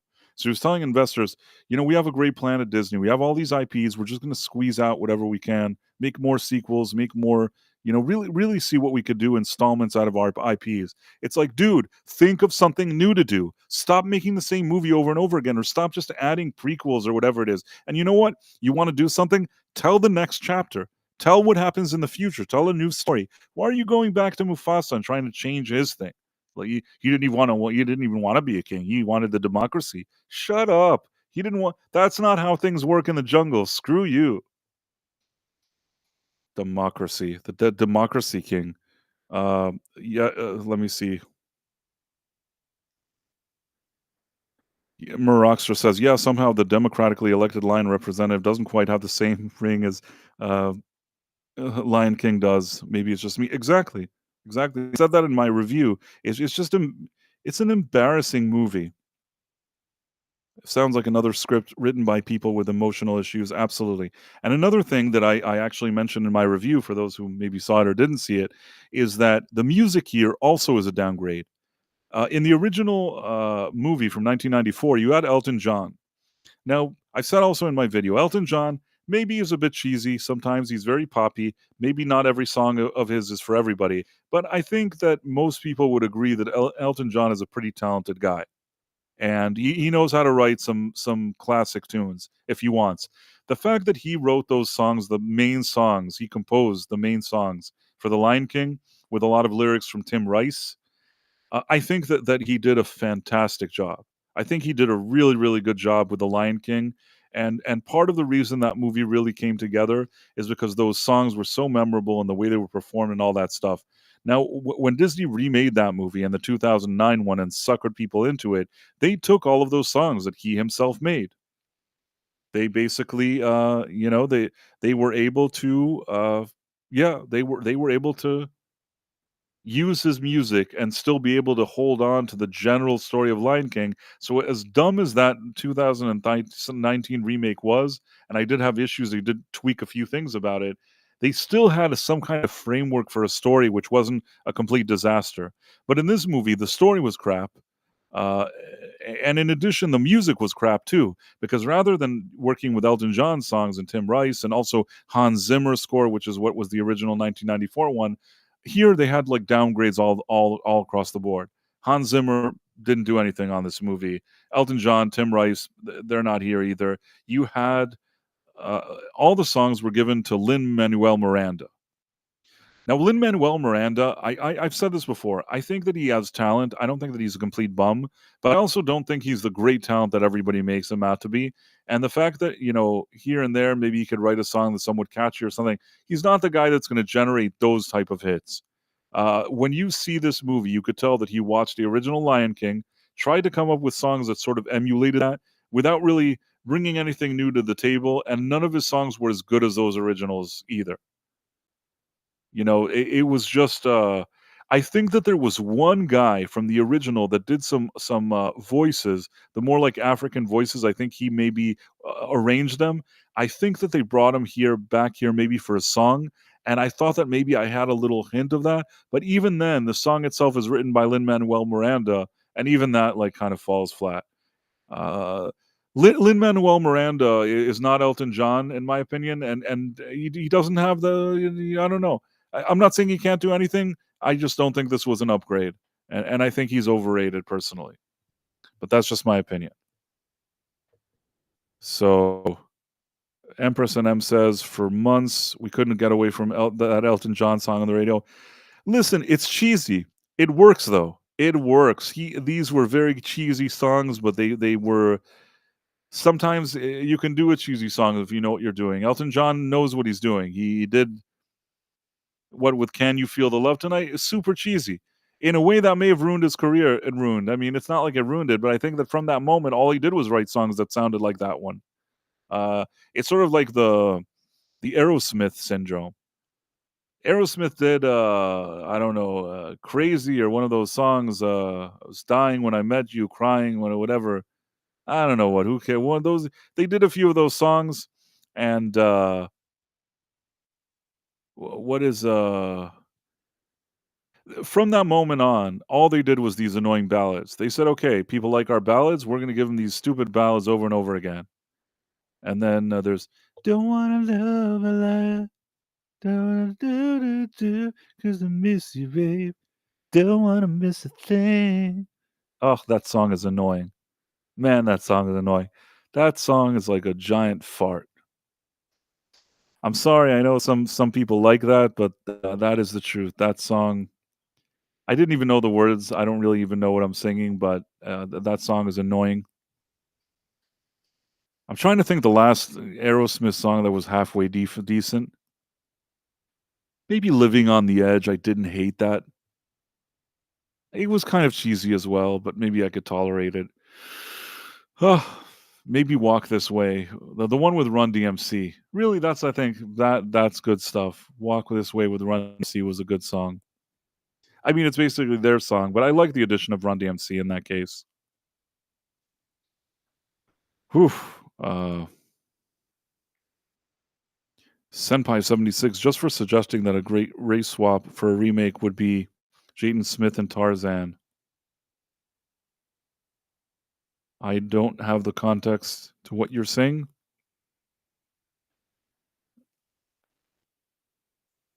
Uh, you know all the words. I don't think I did. I didn't know the words. I knew like two. I didn't actually know the words. Oh, and then "Walk This Way." Yeah, "Walk This Way" is good. I like that one. Anyhow, Marla Sharondoff. I saw the original Lion King in the theater with Tara, and we loved it. Loved Simba's Pride too. Again, you mentioned her, so I'll just say it. Marla Sharondoff is Tara Strong's sister. Tara Strong is a veteran field of voice acting that probably many of you know, and I assume that you guys, coming from the family that you do, probably seeing that in the theater was a cool experience for you. I actually, I really enjoyed it when I saw it. I don't think I saw it in the theater though. I think I regret not seeing it in the theater, but I feel like I missed it in the theater, and then I had like a home VHS of it, and I saw that home VHS many times, and really liked it. So that was the experience I had with it. And then, I don't really have a VHS today. I don't even know where that VHS is. But for years, I'm saying I've watched that movie many, many, many times. That one is a timeless classic. Simba's Pride. I'm going to be honest with you. I think that I saw it once. Maybe I was at somebody's place and they put it on. Don't really remember much about it. I feel like usually there would be the main movies, and those other ones I wouldn't buy them. Either I would have a friend that would buy more stuff, just like I think Aladdin. They had Aladdin. They had the movie with Robin Williams, and then I think they had one for like a home thing, a sequel for home. But instead of Robin Williams, they had the guy that does Homer Simpson. It was like Dan Castelletta or whatever his name is. And man, I like the guy that does Homer Simpson, but man, when you don't have Robin Williams as the genie, it really, really made me sad. I remember watching it once and I'm like, can't do it. I'm sorry. You know, the guy I really like Homer Simpson, can't do it. And Caleb Levine says it's like a giant fart. LOL. It is like a giant fart. That song, that Aerosmith song, it is like a giant fart. Dude looks like a lady. That you're saying that's the last song they did was good? It could be. That could be their last good song. Anyhow, so yeah, so basically the music here, total downgrade. Really nothing special about it. And yeah, that was what I had to say about that. As opposed to all of that, I was telling you that I thought that Sonic did some good things. You know, I'm trying to think. I think I mentioned this. Sonic really didn't have, I think, any kind of agenda or anything. I did. There was one thing that I didn't love. That there was a joke that Jim Carrey made that he talked about all genders not finding him appealing or something like that. I admit that Jim Carrey delivered it in a funny way, and it was kind of a toss away joke that you wouldn't give a second thought to. Normally, I wouldn't even care, but it's just like because many of these uh, type of movies and shows, sometimes for kids, have these kind of hidden agendas. I could have done without that joke. It's not the end of the world, but I could have done without it. I guess it's just sort of ambiguous enough, but kind of knew what they were going for. Aside from that, though, it's a fun movie. I think that whoever is doing those kind of Sonic Sega movies, they know what's fun. They know how to make something fun, and they do it. I will say, recently, for example, another movie which I thought was fun and it surprised me. Now, this wasn't a good movie. I admit it. I saw Venom 3.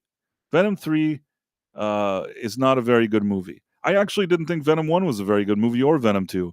They were movies that were just kind of there. Somehow, between Tom Hardy's performance, the lighter tone, and some kind of feeling of fun from time to time, I didn't hate it. And I think that that third Venom movie, again, dumb things happen. There's things there that are cringe, dumb, and stupid. Still, can't say that I hated it. I don't know, call it a guilty pleasure, call it whatever you want. And really, the final third of Venom 3, there's kind of like a showdown. And you know what? I enjoyed the showdown. It's a movie that just barely skates by in a way that is somewhat amusing to watch, even though you know you're watching kind of a, not such a good movie. But it's not like Craven, for example. Craven, I watched that, and that's like a dumb, dumb movie.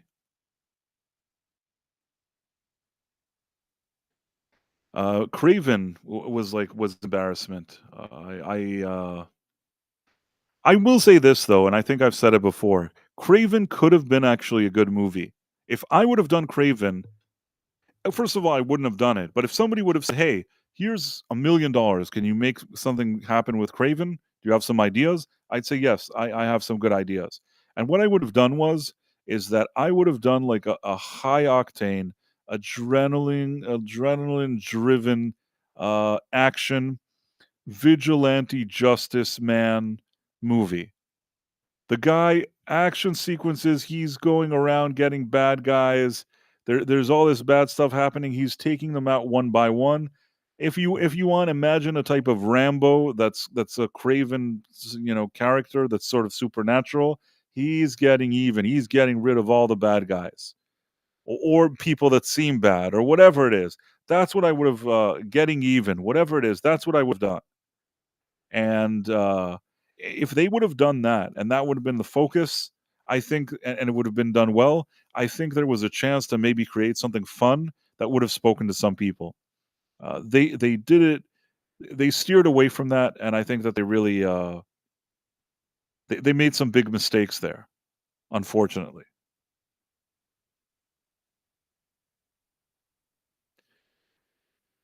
Greatest music critique ever. I agree, I can't stand that song also. Eh,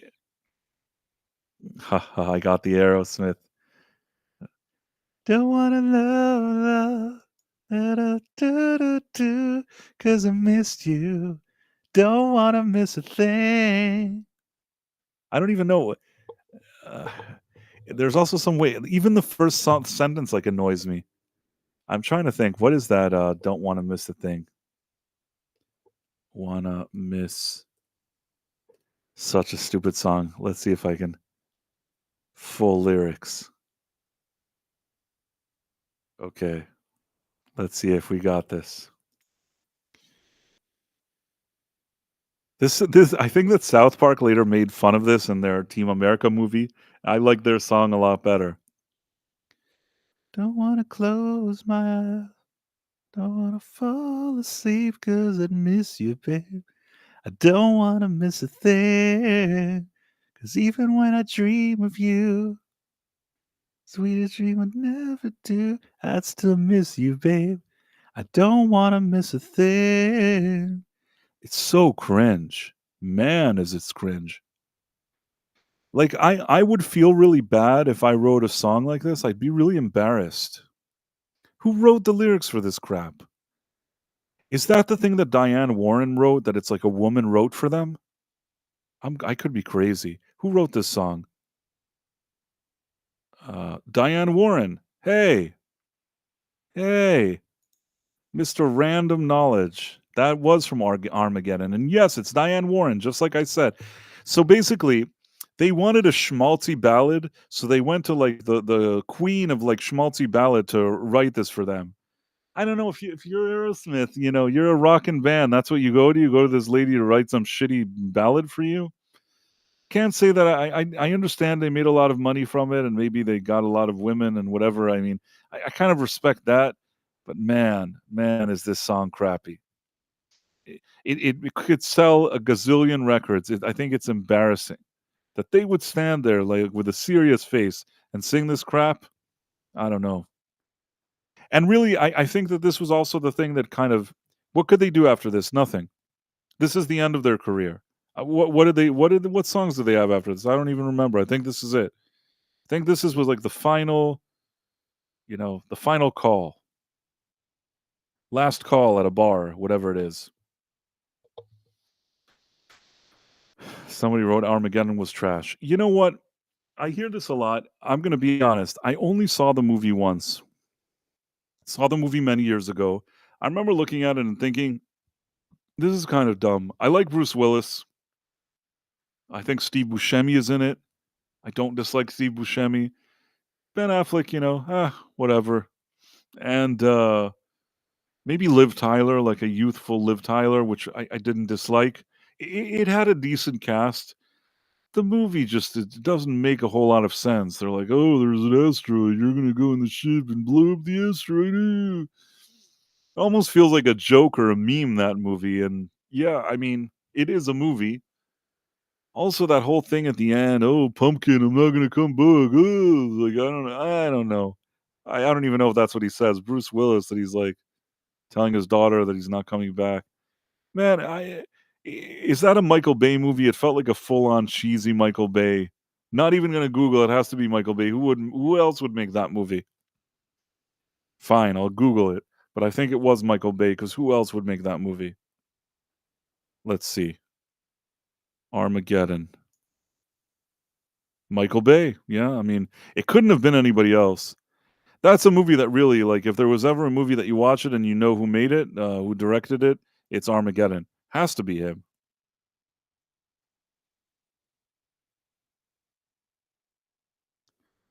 Professor R2 train roughnecks to be astronauts instead of training astronauts to be the roughnecks. Yeah, I mean, there's a lot of strange things. A lot of strange things going on. JJ, what JJ Abrams, he didn't direct this one. I mean, he could have, but he didn't do it. Did he have anything to Oh, the screenplay was him. Ah, I get you now. Oh, now I get it. Now I get it. Ah, JJ Abrams, of course he wrote the screenplay. Of course he wrote the screenplay for the how could I have been so I feel like Doc Brown. How could I have been so foolish? I don't know what is that with 1.21 gigawatts? It can't be done. In any case, J.J. Abrams. I will say adaptation. It says Tony Gilroy, Shane Solera. Tony Gilroy isn't a bum though. What did he do in this movie? I wonder what his role was here because usually he's not an idiot. And Gaylan Hurd usually knows what she's doing. Jerry Bruckheimer isn't an idiot either. Bruce Willis. I mean, Billy Bob Thornton was in it. Listen, there was a lot of good people uh, involved in the production of this and in the cast of this, and it did make money, I guess, for the studio. But yeah, it's not a good movie. No way around that. Let's see for a second. There's always bad movies and good movies. Just depends on the director and writer. Yeah, Michael Bay with J.J. Abrams is not a good combination. I think that is actually a poor combination compared to modern movies. You know, I'll be honest, I haven't watched it in a while. Maybe I'd watch it now and I say, "You know what? It's not as bad as I thought." Eh, but I'm not sure either. Don't really know what to say. And yes, I don't know. I'm sorry. I did. I had like a semi yawn now, and I apologize for that. It is getting late though, so soon we're gonna start wrapping up. You guys, it's the holidays. If you wanted to say something, Professor R2, yes, J.J. Abrams is the Hamburglar of Hollywood. I agree. That's what I usually call him, and that is true. Where's Wes Anderson? I don't know what you mean. I feel like I don't 100% know what you're referring to. In any case, by the way, on this holiday season, if you're watching this on Rumble, which this is our headquarters, the headquarters for this show, it's Rumble. It's like powered by Rumble. I know a lot of people, they watch Rumble through an app, and the app doesn't necessarily force anybody to sign up, and you can't like or follow anybody because you're not really signed up. But I want you to know that signing up doesn't cost any money, and supporting Rumble is actually really important because Rumble is the only place that you could really talk freely and have freedom of speech and freedom of thought. And this platform has been doing great things under the leadership of Chris Pavlovsky, who's been making a lot of changes here and doing a lot of very interesting moves to continue to grow the platform. And it's important because you need other avenues. It can't just be that there's just YouTube. Uh, which again, have nothing against YouTube. YouTube is fine as well, but I'm just saying it's good to have other voices and other platforms and other places. And I think that Rumble, there's a lot of great things going on here. So you should subscribe. You should do a subscription. And if you do subscribe, you're not obligated, but if you do subscribe, you can also decide if maybe you want to like this stream, maybe leave a comment, follow us, follow this channel. Really helpful also for me and for everybody that's usually involved in this. Professor R2 is now somewhere hiding at an undisclosed location, but he would appreciate it as well. And yeah, so just wanted to bring that up. And let's see. Caleb Levine says if you went back and watched Armageddon now, you'd hate it more, guaranteed. The movie didn't age like fine wine, it aged like milk. I believe that. It was a very nonsensical movie. You could tell that you were watching something really dumb when you watched it. Really, it skated by on the likability of its cast. It skated by just on the feeling of this big movie. But really, you could tell even when you watched it the first time that wasn't. I think that wasn't a great movie. But I want to go just read some names here. You have Daxinar. Merry Christmas. Merry Christmas to you. Ghost Fixter. Kivo 1961. Eraserhead. Void King. Contra Mortem. Miss Sparkles. Hey, Miss Sparkles. I don't know if I noticed you were here. I apologize if I didn't. Nice to see you here. Jonathan Conroy. We see he has the cool name. Poker Ace 6 and sixes. Merry Christmas to you too. Miss Sparkles said that. Void King, I think I said. A lot of nice people hanging out with us. Eraserhead, think I said it. Contra Mortem, thank you. You wrote a lot of comments here. Let me see for a second.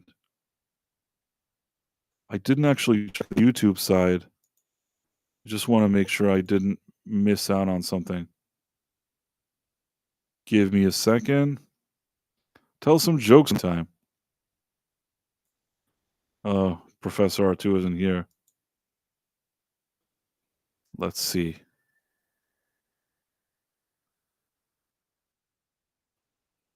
So I just want to make sure that I'm logging into YouTube and that I didn't miss anybody or anything. Okay. So yeah, I checked on YouTube and hopefully on Rumble as well. I hope I didn't miss anything here.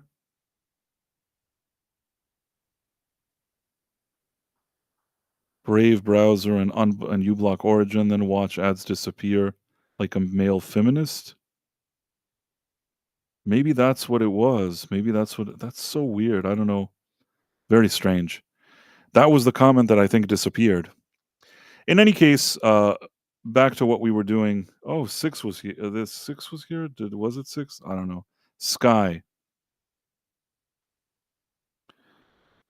nice to see you.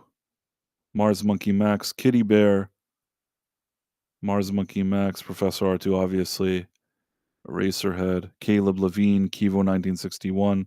Probably repeating. See, when Professor is here, he can tell me when I'm repeating the names. Now he's not here. Senpai 76, Super Mario Brothers 3, Stephen Mack. Let's see, AMSS, Miss Sparkles, I think I said. Marla Sharondoff, I think I said.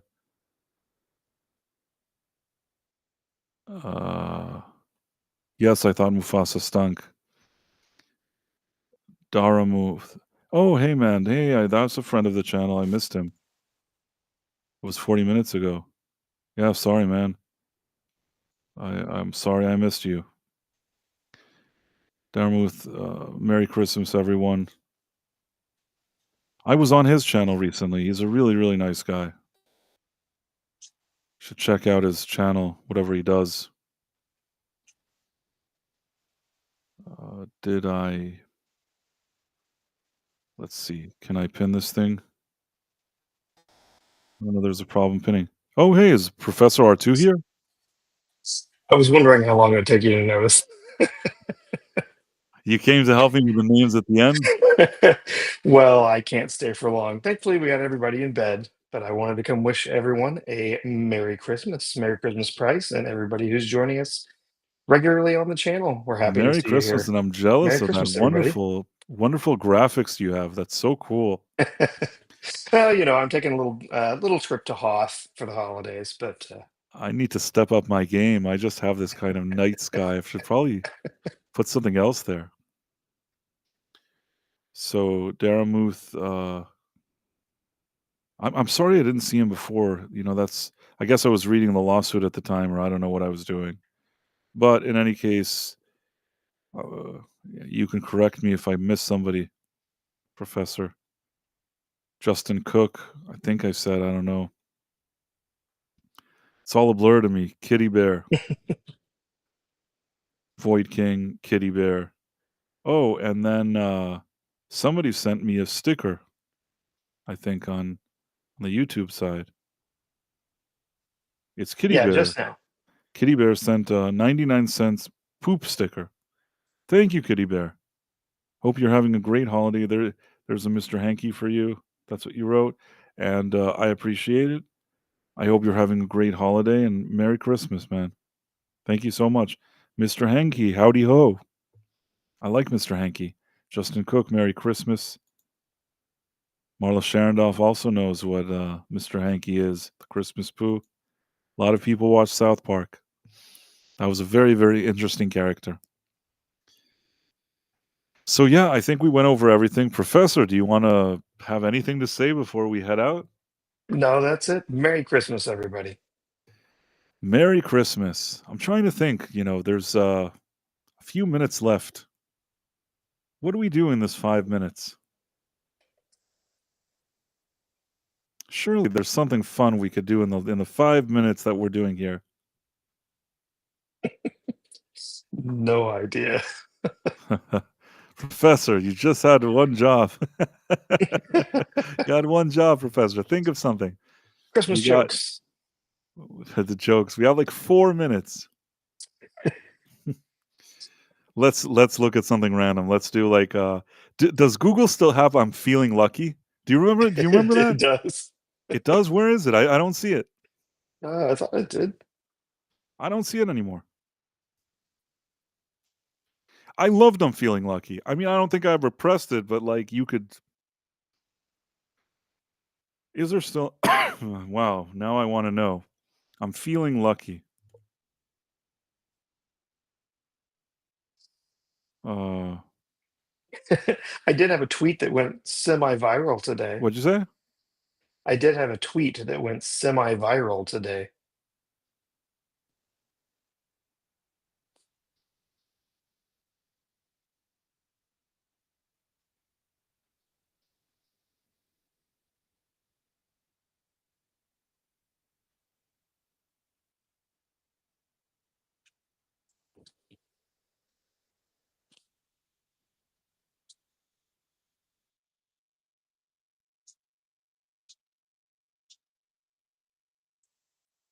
Oh no, Price disappeared.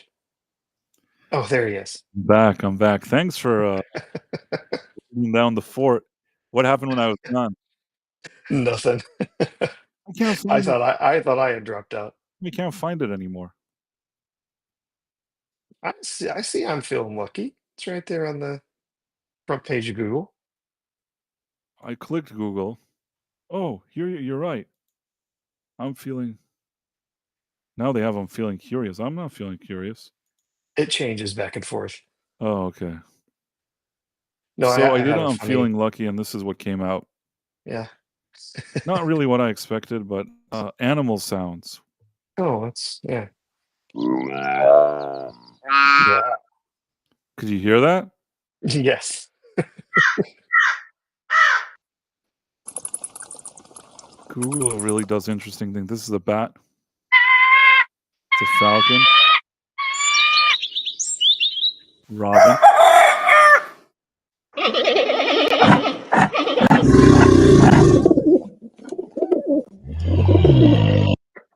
How do they really know what a dinosaur sounds like? Isn't it just Mm, speculation? yeah, I would guess. They don't really know. No. Ugh, the Art Institute of Chicago. That's considered lucky. Well, now I was saying I did have a tweet that went sort of viral today. Was that the one that you replied to something and you asked for there to be a Yes. ticket? I saw it. I'll tell you. The Basically, you said that it would be cool if there would be a ticket with Kamala and Ocasio Cortez on the same ticket as president and yes. vice president. That's because somebody wrote some article today. They're like, right now, polls say that if you did a presidency election now, Kamala Harris would beat JD Vance. First of all, I'm not sure that she would, and the other thing is that I don't know what they're doing now. There's years until this even becomes a thing. There's really nothing Yeah. to talk about Yeah. now. This is so premature. Doing any kind of poll now is just irrelevant. It means nothing. If there's just people bored and kind of grasping at straws. So I liked your comment. I thought it was funny, and Well, yeah, I saw that a lot of about people. half the people like caught on that it was sarcasm, and then there's another half that were like raging. What a Yeah, terrible I suggestion that noticed. is. You had, like, a mixed, variety of responses. Some people were angry, some people were cool. I got Joey Oh, Tribbiani. Joey. Joey Tribbiani was okay, I guess. Yeah, it's funny. Never It mind, was Joey. funny. Honestly, the best person on Friends, I think, was Chandler, then maybe Joey,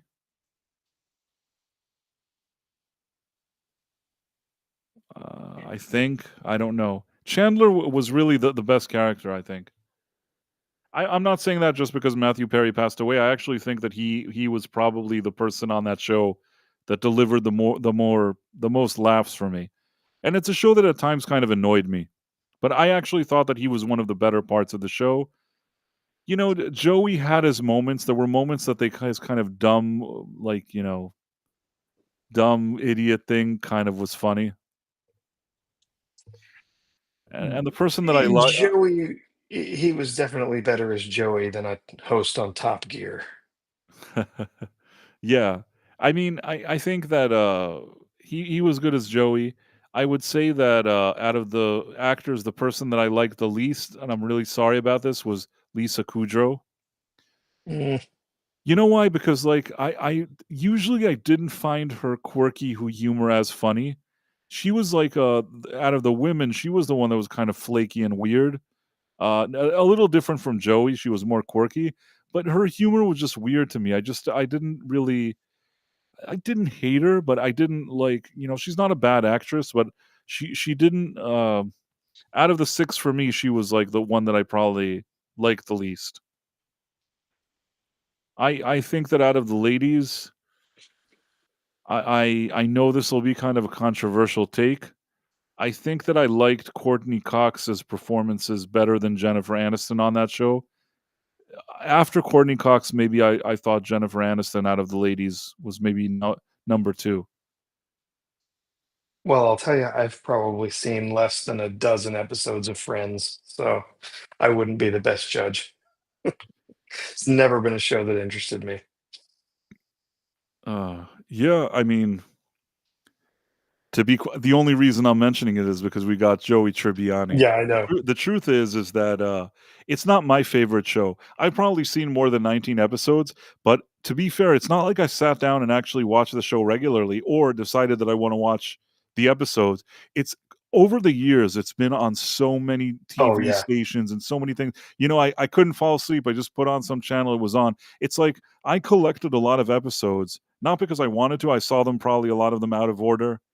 I just happened to run into them, or it was switching channels on TV. It was nighttime, and sometimes at night you're just like, ah, well, now I have streaming. But I mean, there were times that I just put it on. It's like, well, this is better than nothing.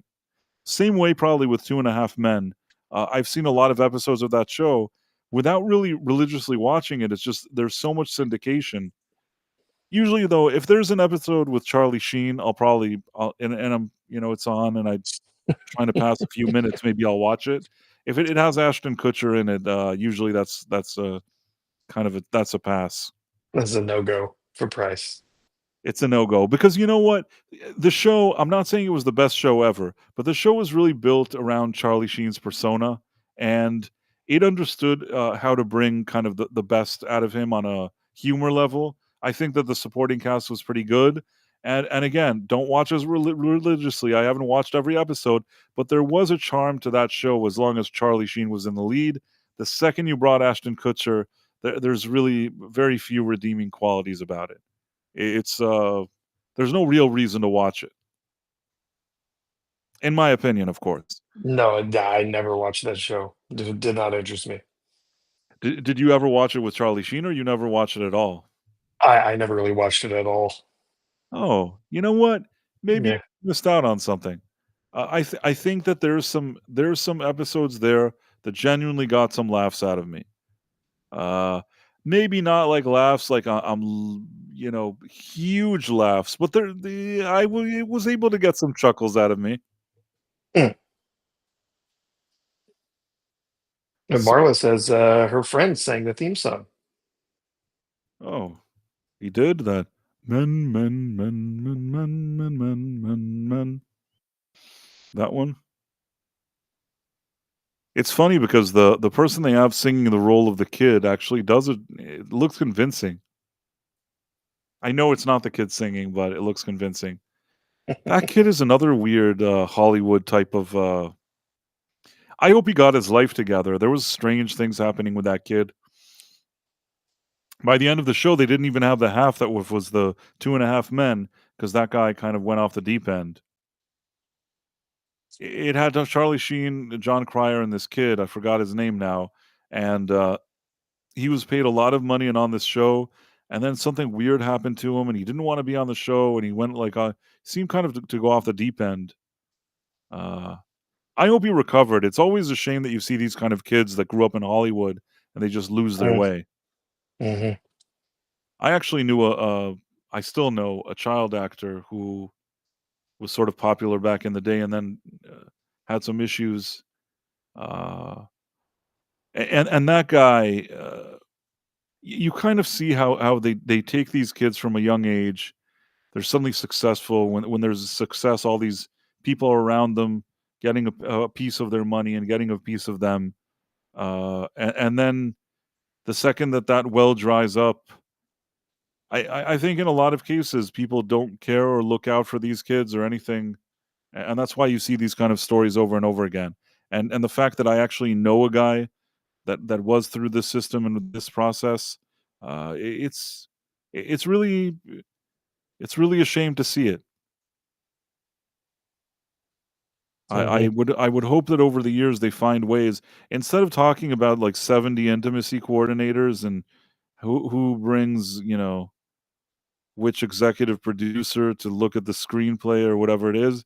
I wish that they would spend that kind of energy on more safeguards for kids because that's probably something they should have done.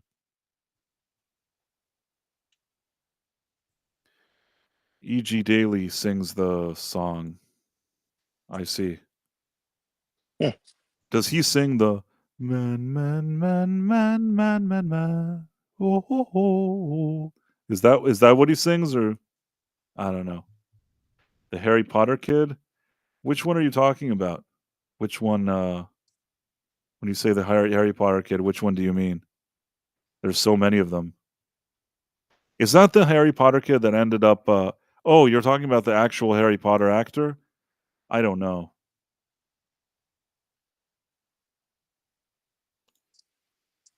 Two and a Half Men. Didn't like it. The show bored me, and I was never a sitcom guy. You know what? Again, like I said, it's not that I watch it religiously, but if it's like if I'm doing something that comes on, it's a more watchable show for me than a lot of other ones in of its genre. But I'm not saying that it's like you have to stop what you're doing and watch it. Same thing with Friends, which that one is even less than Two and a Half Men. But yeah, I mean, sometimes it's good to throw something on in the background. As far I'm trying to think of comedies like Seinfeld, I thought was genuinely quality. Curb Your Enthusiasm was quality. Eastbound and Down, have to say that I enjoyed that show. First season, especially. Second season was all right. Third, not so much. Fourth, return to form. But Eastbound, did you ever watch Eastbound and Down, Professor? I did actually. I think I missed the last season. The last season actually redeemed the third season Did it? because the first Okay. season that was good. The second season was pretty good. The third season really started going downhill, and I kind of thought Mhm. to myself, "Man, it was supposed to be the final season." I think initially, and I'm like, "Man, they really messed this up. This is so awful." And I was kind of bummed out about it. And then they're like, "There's a fourth season." I'm like, "I'm so over it. They already ruined this thing." Yeah. And then I said, "You know what? I'll watch this fourth season." And I put it on, and I couldn't believe the return to form that went on in this fourth season. A return to form. Yeah. Well, I've got Max right now. I'll have to go back and see if I can check that out. No, so Marla says Elizabeth is. Oh, so it's a lady. Oh, it's a lady. So We can maybe look up that's the one that AG. plays the kid. The one that sings the kid role is probably Elizabeth. That's some good Yeah. singing. Community. Oh, she's a Community. oh she's a voice actress. Yeah, and she's done some music, just some recording, and Yeah, it says Daly did the voiceover for Jake Harper singing during the Two and a Half Men song. Yeah, Justin Cook said, Community. Community was a pretty good show. It's not it was perfect. fun. It's not Yeah, perfect, but it's fun. Yeah, it's a pretty fun show. Uh, I think it that had maybe towards the end, it would started, like, wobbling around a bit, but, yeah, yeah, yeah, it had its ups and downs, but it was enjoyable. yeah, it had, its ups and downs. Yeah, somebody here wrote, uh, "Eastbound and Down season 4 was great," and that you're right, season 3, he would skip. Yeah, season 3, I don't know what they were thinking. They're like, "Let's bring in," I think they already introduced maybe Don Johnson earlier, but they had, like, Lily Tomlin and Don Johnson as his parents. Something just really went south there. It just they're, like, playing bowling together, and I just said to myself, "I don't even know what they're doing here." Really just had a bad feeling about it, and then season 4 came along, and I just couldn't believe how good it was. It was just, it's as if it's very rare that you see people look at something and say, "You know what? We kind of messed up. Let's fix this." That was one of those cases. I will say that about, like, Stranger Things season 4 looked at season 3 and said, "You know what? We got a course correct here," and they did it, and same with Eastbound and Down. Those are some of the only cases that I've seen that a show's been able to rebound like that. I'll have to check it out. I hope you watch Stranger Things, Professor. Yes, I have seen all of that. Okay, at Yeah, least that. looking forward to seeing the final season of that. Yeah, the last season was much better than the what was the third season. Yeah, I feel like the first one was really good, the second one was good, I guess, the third one was Yeah, already wobbly, and then the fourth one was suddenly good, and yeah, if they can do something that's on the level of 4, at least for the 5th season, I'll be happy. We also have yeah. 5 more episodes of Cobra Kai, that premiered Yes, those are fairly those are going to premiere, and those are going to be on February 13th. I saw that story today. looking forward to that as well. Yeah, Definitely gonna be watching that. That I'm excited for. We also have, I think today, there's a Doctor Who Christmas special. I wanted to ugh. ignore it, but, I've had some people say, "Oh, you're not gonna watch it, you're not gonna watch it," so maybe I'll watch it, but man, uh, I'll do it begrudgingly. Well, Godspeed. I don't think I'll be watching it myself. I'm really gonna suffer, but I guess I'll watch it. But I guess, amidst this Joey Tribbiani pizza celebration, I think do you have anything more you wanna bring up or talk No, about? nope. That's it. Just Merry Christmas, everybody. Merry Merry Christmas, Christmas to Bryce. everybody. Thanks, Professor, for stopping by. You all have a great, great holiday. Whatever holidays you celebrate, you enjoy them as well. And yeah, great to be here. I guess that's it. It's time to head out. Take care, everyone. Thanks for joining us on the Night Owl. Thanks, guys. See you soon. Bye.